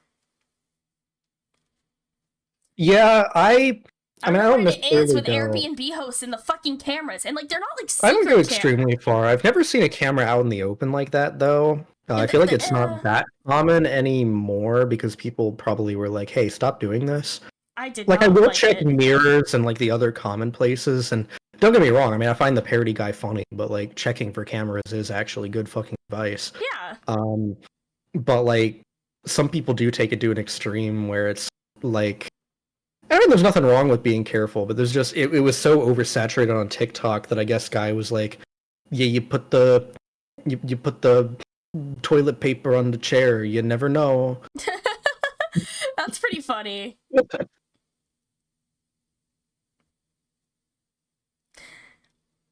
I like that one. Yeah, I don't know. Airbnbs kind of weird me out. There's just something weird about staying in someone else's house. Yeah. But, like, I guess hotels aren't like that. Like, hotels are like... Well, it's convenient, too, because a lot of the time hotels will be, like, centered in one very specific place where all the shit is. And sometimes you're not in the area for that. Sometimes you're in the area for, like, something across town where there are no hotels. I guess it's just situational, or if you're with a lot of people, because then you're able to get, like, 10 great, because then everyone's, rooms, like, in the same place, and it makes organization easier. It's more convenient. Like, there's definitely a case for it being a thing, but, I mean, it's also just... I mean, there's so many things that go wrong with Airbnb. Yeah, I feel like you're taking a greater risk with an Airbnb, like that you could have a really shitty experience. Whereas if you, and it's because there's no one there, like if you had a hotel and something is going wrong in your room, you can like go down to the front desk and complain. But like, what do you do if something's going wrong in an Airbnb? The host is like, could be in another country or something. Yeah, but then you get like the opposite side of the spectrum, because this just popped into my fucking head. It's wildly unrelated, but it's also funny. That same summer trip with the same Burb fam, there was another part of the trip where we were staying in another town, and we had another Airbnb cabin. And, well, it was sort of like 3 smaller cabins on, like a summer camp type vibe, but not really, because there was a lot of Coors Light. So, in the cabin I was staying in, we were looking around because we were curious, and we were like, oh shit, what kind of stuff do they have? And I guess the hosts just do not care. They ran like a barber shop and some other shit out of another part of the same area during the day. Huh. So we were digging through shit and we found this big stack of papers and we were like, I wonder what this big stack of papers is. And it was their financial statements for the past 3 years. Yeah, I guess And they were don't care. like, it wasn't even like in a drawer or anything. Like it was just sitting there. That's crazy. Yeah. Like, seriously. Yeah, and the only person whose name they have is the person who makes the reservation unless they specifically ask. So like if we had taken them or like committed fraud, they'd have no way of knowing. So I don't know, like, how do you care that little? That's a serious safety hazard. Yes. I never even thought about that, it being like a potential issue with an Airbnb. That's funny, but it's also not funny. Yeah, I mean, I hope nobody ever fucking does anything with it. I think someone actually like told them like, hey, you should probably like get your financial documents out of your fucking unit you're public renting. Airbnb. Yeah, definitely. That's definitely good advice. But you wonder how much that happens where it's like, ah, shit, I forgot like one small but really important thing in the unit and now someone's staying there and might find it. The keys to my car. Yeah. Well, actually, like, no, unironically, because I have a spare set of keys, and I could very easily just, like, in a hypothetical world where I'm running an Airbnb out of my tiny-ass apartment that I'm not allowed to run an Airbnb out of, I could very realistically forget that, and then, whoops, they have my car keys. Awesome. They're gonna steal your car. Because I just, like, don't think about it unless I need my spare keys for something. Yeah, if you're gonna turn your house into an Airbnb, you really want to, like, clean sweep the place. You gotta be, like, every nook and cranny. Or you can do, like, the shit where you're staying there in another room, but, like, don't do that because nobody will ever rent from you. That shit is really so uncomfortable. creepy. Like, it's allowed. There are people that do it, and there are people that are okay with it, but, like, I always filter that shit out. Fuck that. That sounds so awkward. Yeah. No, super. Like, what do you do? Like, I don't imagine how that conversation would go down. Because it's always either, like, some fucking old person, or it's, like, a 20-something with rich parents that inherited a house. I hate that shit. It annoys me. Like, it's always those like two investment bros. People. Well, not even investment bros. It's like, I have this house, and I want to smoke pot, so I'm just going to rent it and smoke pot in my room. Like, that's the situation. I know someone I graduated Burb High School with that lives that way right now, actually. Seriously? Yeah. That's crazy. But not my favorite guy. Not my favorite guy ever. No, yeah. One of the guys of I all mean, time, for sure. If that's how he wants to live and he has the means to do so, I mean, fuck it, live your life, man. I guess, you know, every person's life is different. You know, not to say that I enjoy having to work to afford existing. I'd prefer not to, but I don't think that's what I'd do if I had the opportunity not to. I would prefer to simply vibe. I think I'd like do something that's more engaging than smoke weed and have other people in my house. Yeah, that doesn't sound excellent. I feel like you have many more options if your parents are that rich. That's not the choice I would make. Yeah, that's what I'm saying.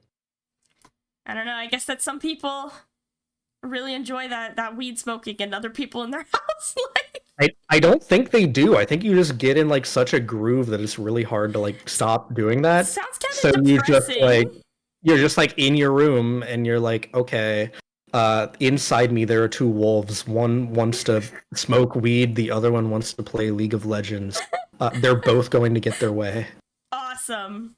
Honestly, maybe that is the way to live. Maybe this guy's got it all figured out. At least pick a better video game. That's true. Play Drakengard. Yeah, exactly. That'll truly make your life worth living. You joke, but I think the last time I was in the same room as that guy, I got really drunk and tried to convince him to play Drakengard.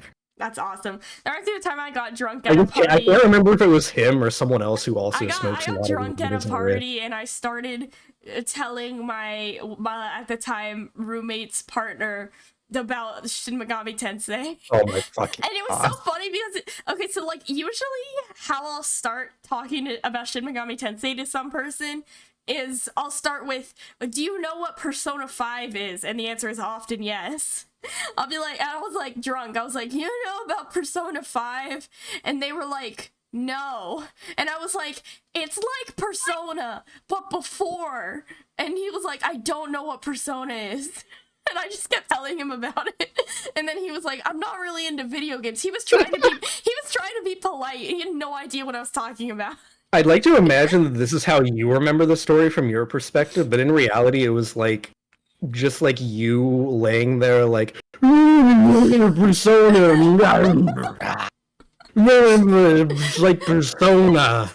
Persona without the Persona without the heart. No, it's not Persona. I definitely didn't say that. Do you know how drunk I'd have to be to say that? He was definitely trying to be polite though. He was like nodding. He was like, it was like imagine how someone listens to like a child telling them about Pokemon or something. He was like, oh really? That's so interesting. I was just like, there's no social links. It was extremely embarrassing. Yeah. I've been on the opposite end of that before. I've been in at least a couple of situations where, and my go-to like drinking activity is playing Mario Party and turning it into a drinking game because it's fun. That's a good one. Yeah. So there've been multiple occasions where I'm just like sitting there playing Mario Party, doing my rolls, whatever. We're all like chilling, but then there's like one person who's just fucking talking for an hour about whatever, and it's like, yeah. Awesome. That's because it's like a podcast. I'm talkative, even when sober. So I'd be going crazy. I would just be talking. Like I'm pretty sure most of the time. I mean, no, I've been drunk. I'm just talking to nobody. I'm just talking. Yeah, but let that reassure you a little bit, maybe that like, you know, at least when there's another activity involved, it's not that like it's kind of nice because then you don't have to talk. You can just vibe. Awesome. I'll keep that in mind next time. I'm planning a drinking stream coming up, so I'll have to think of something. Oh, man. Yeah. Hell yeah. Well, I've drinking a drink on stream before, but I've never had like a drinking stream because it's almost my birthday. I'm gonna be 21. Wow. So I've definitely never had an alcohol beverage before. I would never do underage drinking. That is illegal. So I will be having a drink for the very first time in my life ever. In like a few weeks. Y'all better be there. Yeah, just don't overdo it. Yeah. One time I had to yell at my gen maid Zeki to clean up her own vomit after she vomited during a drunk stream. She vomited? That's kind of a Zeki maneuver. It really is. She went a little bit too hard in the paint, and she got up, and she's like, I gotta go pee. And then she came back like 15 minutes later, and she's like, fellas, I just threw up. Cue us up, Mira. Oh, shit. And we were both like, did you clean it? And she was like, nah, fuck that, cue us up. And we like both got very like stern with her. We both sobered up completely. It was just me and then Mira Olros from Gen 2. It was her first stream post debut. Awesome. And I felt really bad. She was doing like her post like drinky party thing after she did her debut, and we were like, okay, we're tired of doing what we're doing. We're gonna go like harass her to join call, and then we did, and we played Overwatch, and it was a good time. Except for the part where we both had to sober up and yell at Zeki because she vomited on her floor and wall and then didn't clean it up and come back in the game. I'm like, okay, so my amazing and impressive skill is that it's been like many years. It's probably been like 10 years since I threw up anywhere other than a trash can or a toilet where you have to like clean it. So, like, I'm really hoping I can keep that going, because I think if I do, like, vomit on the floor and have to clean it, I will actually cry. So, I'm just gonna keep like, making sure I vomit only in toilets. Yeah, just, like, don't overdo it and you'll be fine. Yeah. But, like... I mean, I don't plan on going that hard on my VTuber birthday stream. I'm just gonna have a few drinkies. But I'm gonna have my first alcohol beverage. That's crazy. I'm open to recommendations. Not beer. I don't like beer. Not even like amaranth flavored. And not the amaranth pussy beer. No. So you're telling me if for a bit I bought a case of the Amaranth beer and waited until we were having an off collab, and I was like, "Hey, here, Amanda, try the Amaranth beer because it's funny." You would take a sip. You would take a sip of the Amaranth beer. If you had already purchased it with your hard-earned money and handed me the Amaranth beer, I would try it. But I probably wouldn't like it, not because I don't like the way Amaranth's pussy tastes, but oh, I couldn't get through that sentence. But because I don't like beer, and probably the Amaranth pussy beer is just beer. Yeah, so real for that, honestly. No offense to Amaranth, I'm sure she tastes delightful. I don't know. I drink a lot of like sweeter, cheaper wines. Oh yeah, I like wine. I also like the type where you can get like a tasty big bottle for like $10. I've had a lot of White Claws. Those are pretty good. Those are dangerous because they have more alcohol than they taste like, so you can get through a lot of them and not realize how much you've had. Ooh, actually, I could pass down the torch and give you and make it a tradition. You can do what I did on my 21st birthday.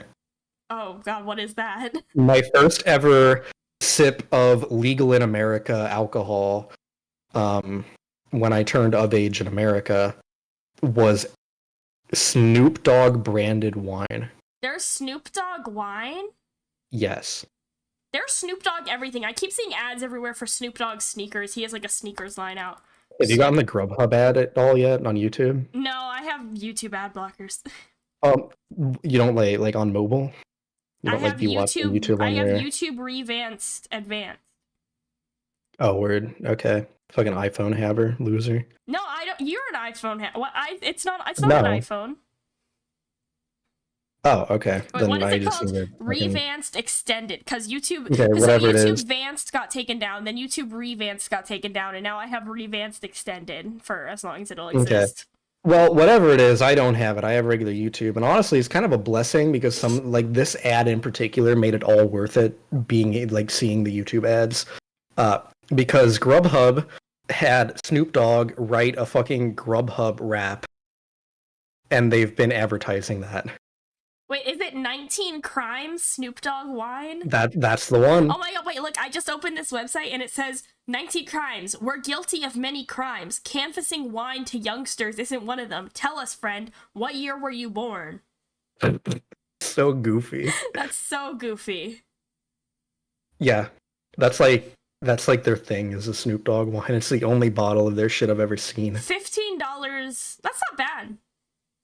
Yeah, it's really not. I was expecting it to be expensive.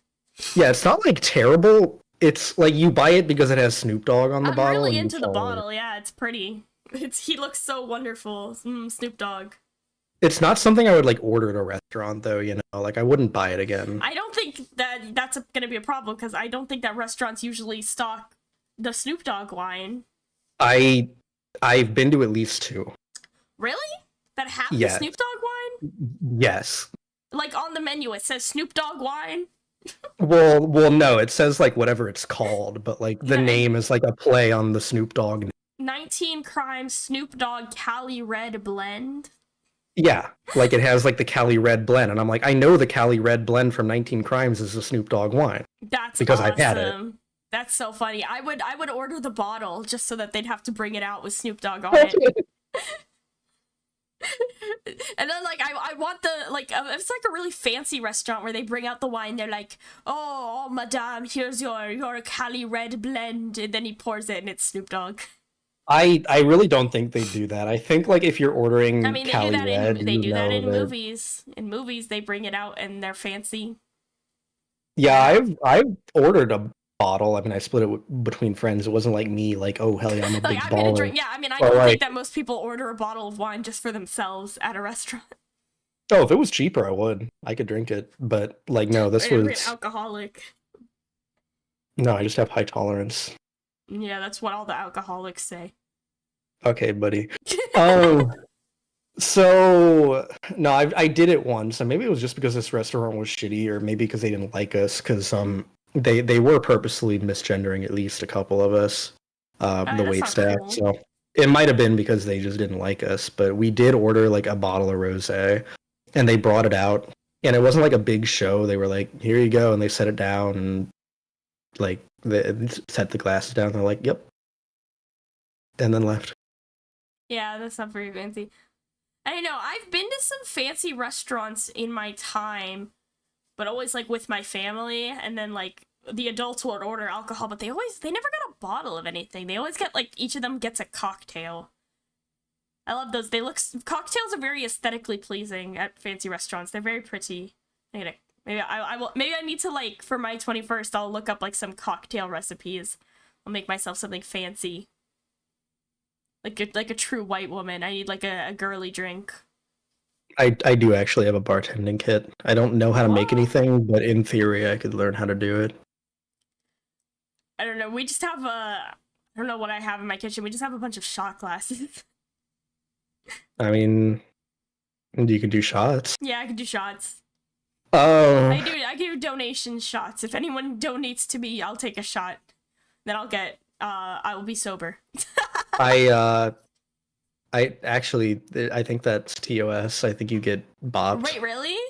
Yeah, because you're not allowed to have people donate for self-harm, and at a certain point it runs the risk of crossing over into self-harm territory if you get too drunk. I'm pretty sure it's like specifically called out that you can't do that for money in the rule. I do think that's a thing on Twitch, is like you can't, people can't pay you to drink. That does sound like a safety. I'm pretty sure it applies. I'm pretty sure it's a thing on YouTube too. You know, yes, I checked. I actually, this is probably something I should do as someone who's like doing YouTube frequently, but I do think I should read the YouTube terms of service. I don't think I've actually read them.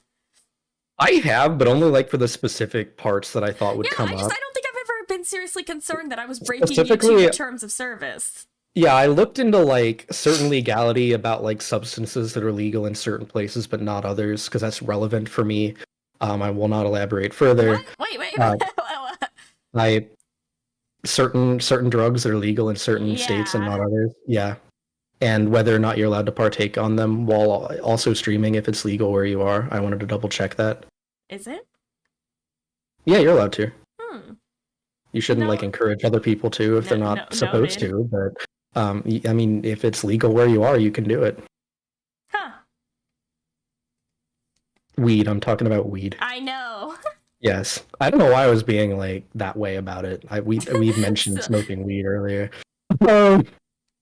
I just have like a habit of doing that because there was a while like back in like the olden Twitch days where like you actually just couldn't talk about weed. Yeah. Though I feel like weed is so like normalized now, like everyone is using weed. Yeah. Although technically that also applies to shrooms if you're in like I think only Washington. Are shrooms legal in Washington? I'm pretty sure. Damn, I gotta be in Washington. Like Washington State. Maybe they fixed that. I don't know. Fixed. I've never used shrooms. But I think there were a lot of states that were pushing to like decriminalize natural. What are they? Yeah, like people are claiming it's like medicinal. Yeah. Interesting. Mostly for like that ketamine therapy shit that's taking off for some reason. I've heard of that. And then, like, the shroom microdosing, hallucinogenic. That's the word I'm looking for. Yeah, like, people are. I know people who are into the shrooms. I think if it's like a naturally grown thing, like I think LSD because it's synthetic has a lot more risks. So like, no, maybe not that, but like shrooms, I don't know. I mean, they grow. Yeah, I mean, I think that's the thing is like weed is just a plant, but then you have to the issues arise when you don't know where it's coming from and it's mixed with other shit that's dangerous. Right.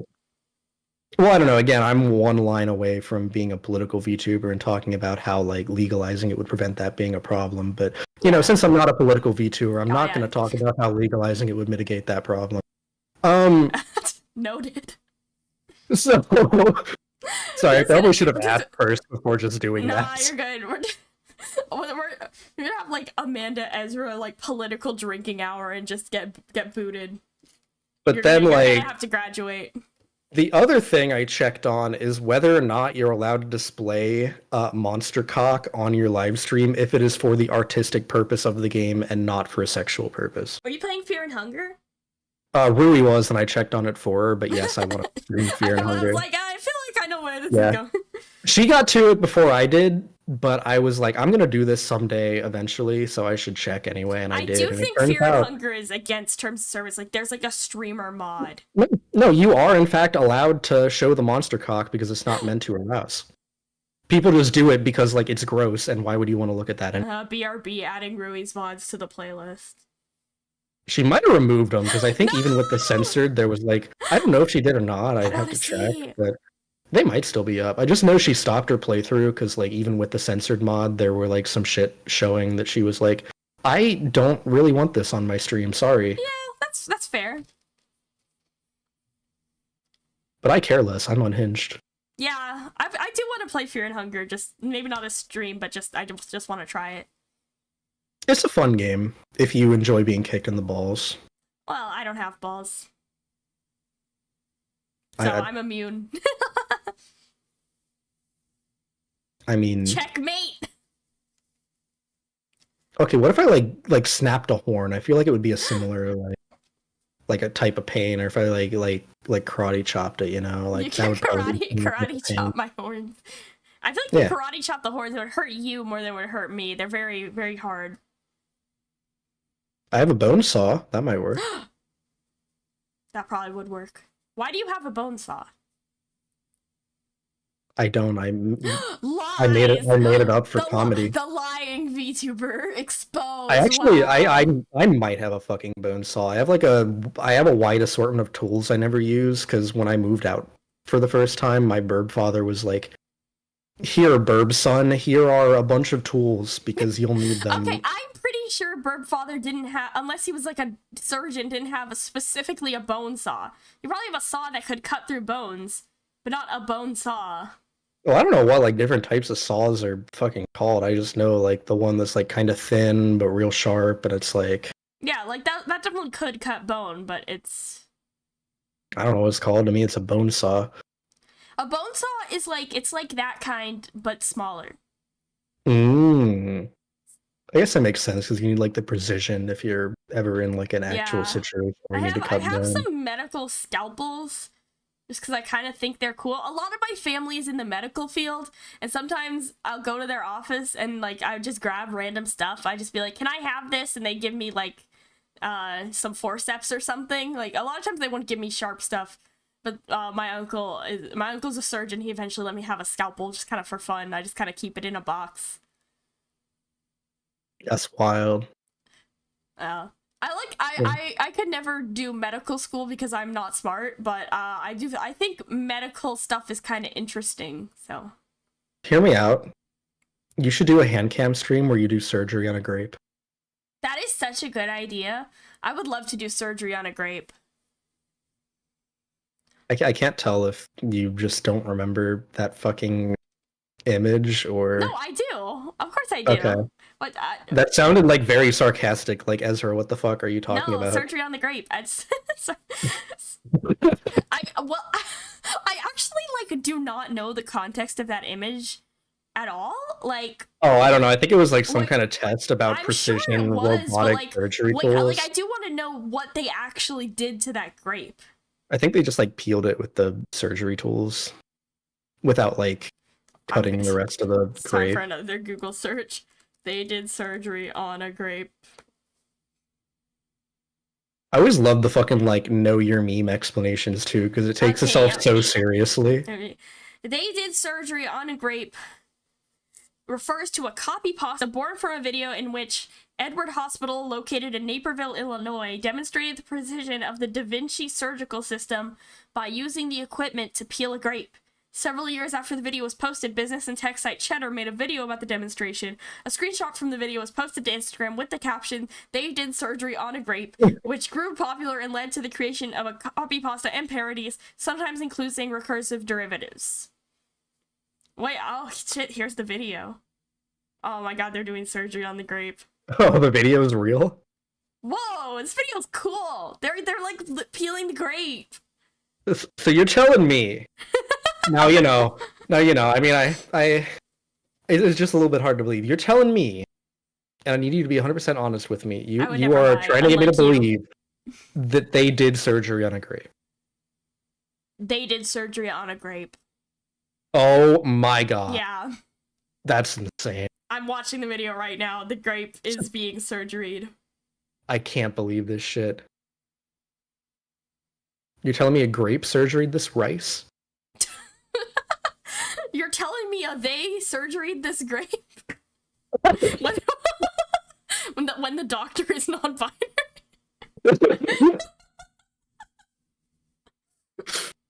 Oh my god. It's getting too late at night, or we're just degrading into watching this grape video. Watching this grape video, it's like watching a baby sensory video. It's very lovely. We do be getting into it do be janking your steez territory at this point. Like, this is definitely the same kind of, like, tired, delirious mental state that I was in when I said that line. Me when I'm janking the steez. Me when my steez is being janked. What's a steez? I don't know. It's like an actual thing that people used to say in, like, the fucking ye olden times in 1980. 1980? You gotta be janking my steez. Oh, never mind. Okay, the first result was Urban Dictionary. Maybe I'm wrong. And it says jacking my steez, to mess with someone in order to disrupt their swagger. Not their swagger! Dude, if someone disrupted my swagger, I would kill myself. It is too late at night. Maybe I'm losing my mind. I have a lot of swagger though, and I would never want it to be disrupted. Do you remember that? Before the kids said Riz, they said swag. You didn't have Riz, you had swag. I feel like they're not exactly the same thing, but I think you're right. I'm gonna give you this one. I mean, I think that they're not exactly the same, but they kind of serve the same purpose. Yeah, I mean, swag could be used to mean Riz, but I feel like it has more possible photo applications. Swag has more a connotation of, like, physical appearance, like when you, like, it has to do with how you dress. It's like dressing swag. But then Riz is like your, because Riz is short for charisma, so it's like your personality.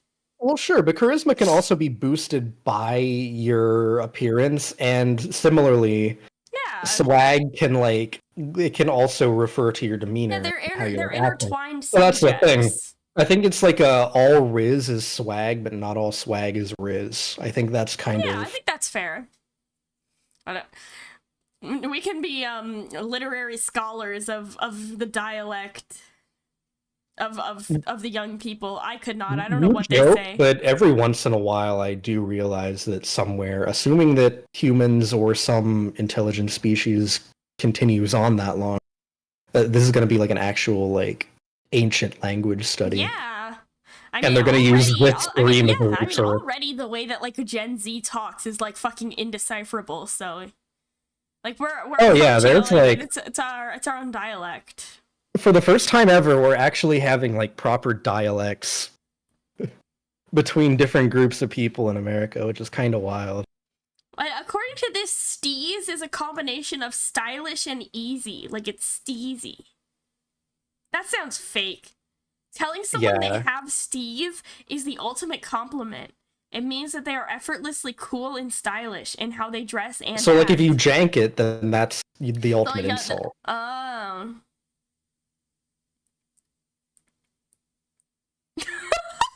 Wait. This is so stupid. I want to send you something.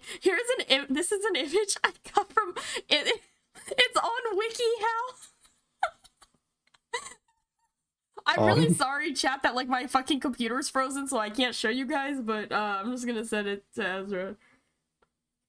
Because I'm not even gonna lie, like, this is such a ratchet streaming setup. Right now, I've opened my laptop, so I have, like, my laptop in front of my PC. It's really some real ghetto setup going on here, but look at this picture.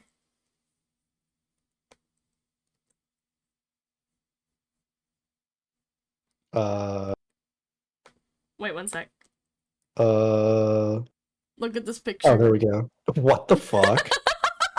Just like on Instagram, or I think it's TikTok. Check out my Steam. Like, look at him getting the kickflip.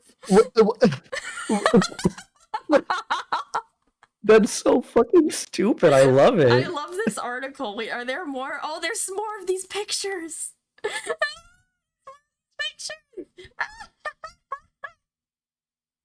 You got serious steez with those new kicks. Serious steez. This has I fucking. like Janice telling Ava that the purple hair makes her look so steez. God, this has the same energy as fucking. I'm losing it at these steez pictures. What are you doing in? What does this even mean? I don't know, but it has the same fucking image as the same fucking vibes as all of those images. Kind of. Kind of into this steez. There's also the Idol Master version for some fucking reason. Have you taken the quiz on what idol archetype you are? I feel like I had to have at some point, but not in a long I did. time. Do you want to guess what I got? It's extremely freaking predictable. The quiz really nailed me. Neurodivergent coded? Hey! No, that's a different quiz. Oh, okay. That's the. I don't know that. I must confess, I don't actually know the idol archetypes. I got the Chunibyo. Oh, yeah, that tracks. I mean, yeah. Silly. Yeah, like I said. It's the same thing. Yeah, I was right. Yeah, pretty much. I mean, you do market yourself as a Lord of Darkness. That is like that should have been. I literally made my name that on ppurpose to be as chuny as possible. Like people don't get that it's like low key ironic. Everyone's like, "Why do you think you're the Lord of but Darkness?" Like you're missing the iPad. I think that's the problem with the branding here. I had like original designs that I had an eye patch at one point, but I maybe in a future outfit or something I'll have an eye patch. I would love to get an outfit like I do think that my next outfit will be like a little more chuny and a little less fantasy. Like my current outfit is I love it a lot, but it's a little bit like more fantastical. And the next one I want to just be more like something that like a goth girl would wear. About you, Ezra, what would your next outfit be? I'm curious. Before you do that, before I forget this genius idea, I need you to have this idea because I know you'll do it. When you get either a model update or a new model, I need you to have a toggle that is the eye patch, but instead of being a normal eye patch, it's like Adachi's face. What? It seems like some shit. I would not do that. What Adachi's face over one of my eyes? Yes, you have sent me that type of shit. Only when prompted. You make it sound like I just unprompted send you Adachi. It's when you're like already asking me stuff. I only have one toggle. I only have my silly eyes toggle. I just wanted it so bad. I gotta turn it on now. I just wanted to be Persona Shadow so bad. So that, like, it's literally just a joke. I don't know, maybe it's just because, like, I suck at reaching out to people, so we talk so infrequently, but it feels like every other time we talk, you Adachi post. So I just see you as, like, the Adachi mutual, even though, like, sometimes when I don't have anything to post, I just pick a random GIF from my Discord favorite GIF section, and many of them are Adachi because it's funny. But also, I send Adachi to you more than I send Adachi to other people because, like, I feel like you get a kick out of it. Yeah, then no fucking wonder I see you as the Adachi mutual. Okay, apparently we're both just having skewed perspectives here. Yeah. Clearly. I don't send Adachi to everyone as much as I send it to you because I feel like you're always the one who's like, LOL Adachi. I feel like you find it funny. Am I wrong? Do you not find it funny? I was looking back. I was back searching to find like proof that you had Adachi posted recently, and I came across one where it was just like it was a motherboard, but like one of the pieces has fucking Adachi, and it's so true. I love Adachi so True. That's so fucking really crazy funny. Thing. So there's this like one Adachi picture. Have you ever seen the picture of Adachi on a piñata? What? Like, if you Google search, like, Adachi Piñata, it'll probably turn up. Wait, I need to check now. What? Yeah, like, so if you Google search Adachi Piñata, it's the Why is there a Mogus? It's the first Google. It's Adachi Among Us Pinata. It's on r/persona. A crazy thing is, I took this picture. No one knows it. It's like made the rounds a couple times. I took this picture. What? No one. Yeah, this is information being brought to light for the first time. The Tomodachi Imposter 2020. Why were you in this situation? I took this picture. My friend made this. I literally have no other explanation. My friend made this. Okay, well, I will tell you what. So my friend had a birthday party. And this was 2020, so it was like the peak of Among Us popularity. And this birthday was on the anniversary of Persona 4 being released, and like everyone on like Persona Twitter or whatever was posting about it. And so I jokingly told my friend whose birthday it was, "You have the same birthday as Persona 4, LOL." And then I showed up to the party and she had this piñata that she'd already made, and she just glued Adachi on it because she's like, "We're also celebrating Persona 4 birthday." And I took this picture. And then here's what happened. You know how I know Fither, right? Mm-hmm. I sent this picture to Fither's Discord server because I thought it was funny. Then Fither used it in a video. Then someone took it from Fither's video and posted it on r/persona. And that's how it got. And then it's been used in other videos and stuff just from r/persona. But I took this picture.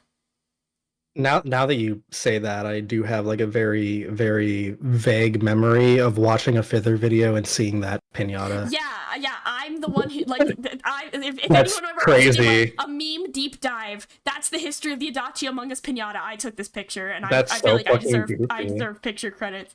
It's really funny, like, the random, like, internet tangents I'm involved in sometimes. But anyway, the original question was my outfits. I think I'd go for either like a cottagecore or like a gothic Lolita sort of situation. Cute. I wanted to do that for my first year anniversary, but like I didn't really have that option, so maybe next time. Yeah.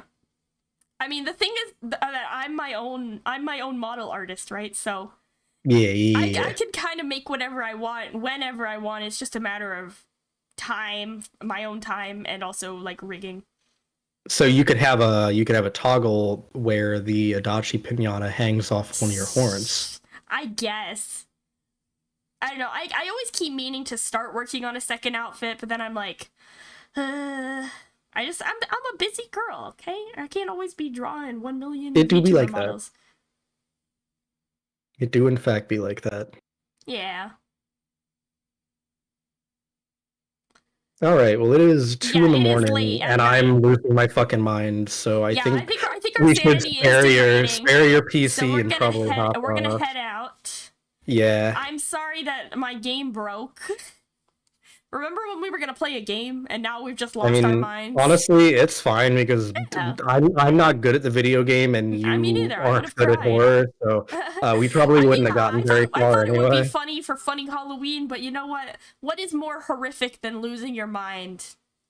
This was psychological horror. It really was. I feel like we inflicted a lot of psychological damage on your chat. And so, do you want to let me get on the laptop. I'll get the quick plug. Yeah, you wanna plug yourself real quick. I mean, you also have like the ad in the title. Oh, you're right. I forgot about that. Clicked on, but if you want to do it again, I'm not going to stop you. It's a quick reminder. Yeah, sure. I'm Ezra Andromeda, Real Corpse, fast and funny, non-binary burb. I play also a lot of JRPGs, but I'm usually a little less cursed because I'm perpetually tired. Yeah. Amanda just fucking brings out the cursed in me somehow. I do that I have that effect on people. Don't worry about it. It's one of my many abilities and powers. So if you just like comfy gaming, but occasionally punctuated by me saying the most heinous shit you've ever heard, but in the same exact tone, that's my channel in a nutshell. Check me out. yeah, check them out. As for me, I'll be having a stream tomorrow night, not in the middle of the night, at a reasonable hour. I'm gonna be playing Cooking Companions, so if you were disappointed that you didn't get to see me scream, cry, and shit my pants playing a horror game tonight, come back tomorrow on a game that will hopefully not break. To darkness, have a good night, everyone. Get to sleep. If it's also 2 a.m. where you are, why are you still awake? Go to bed. Anything else to say? Yes. P.S.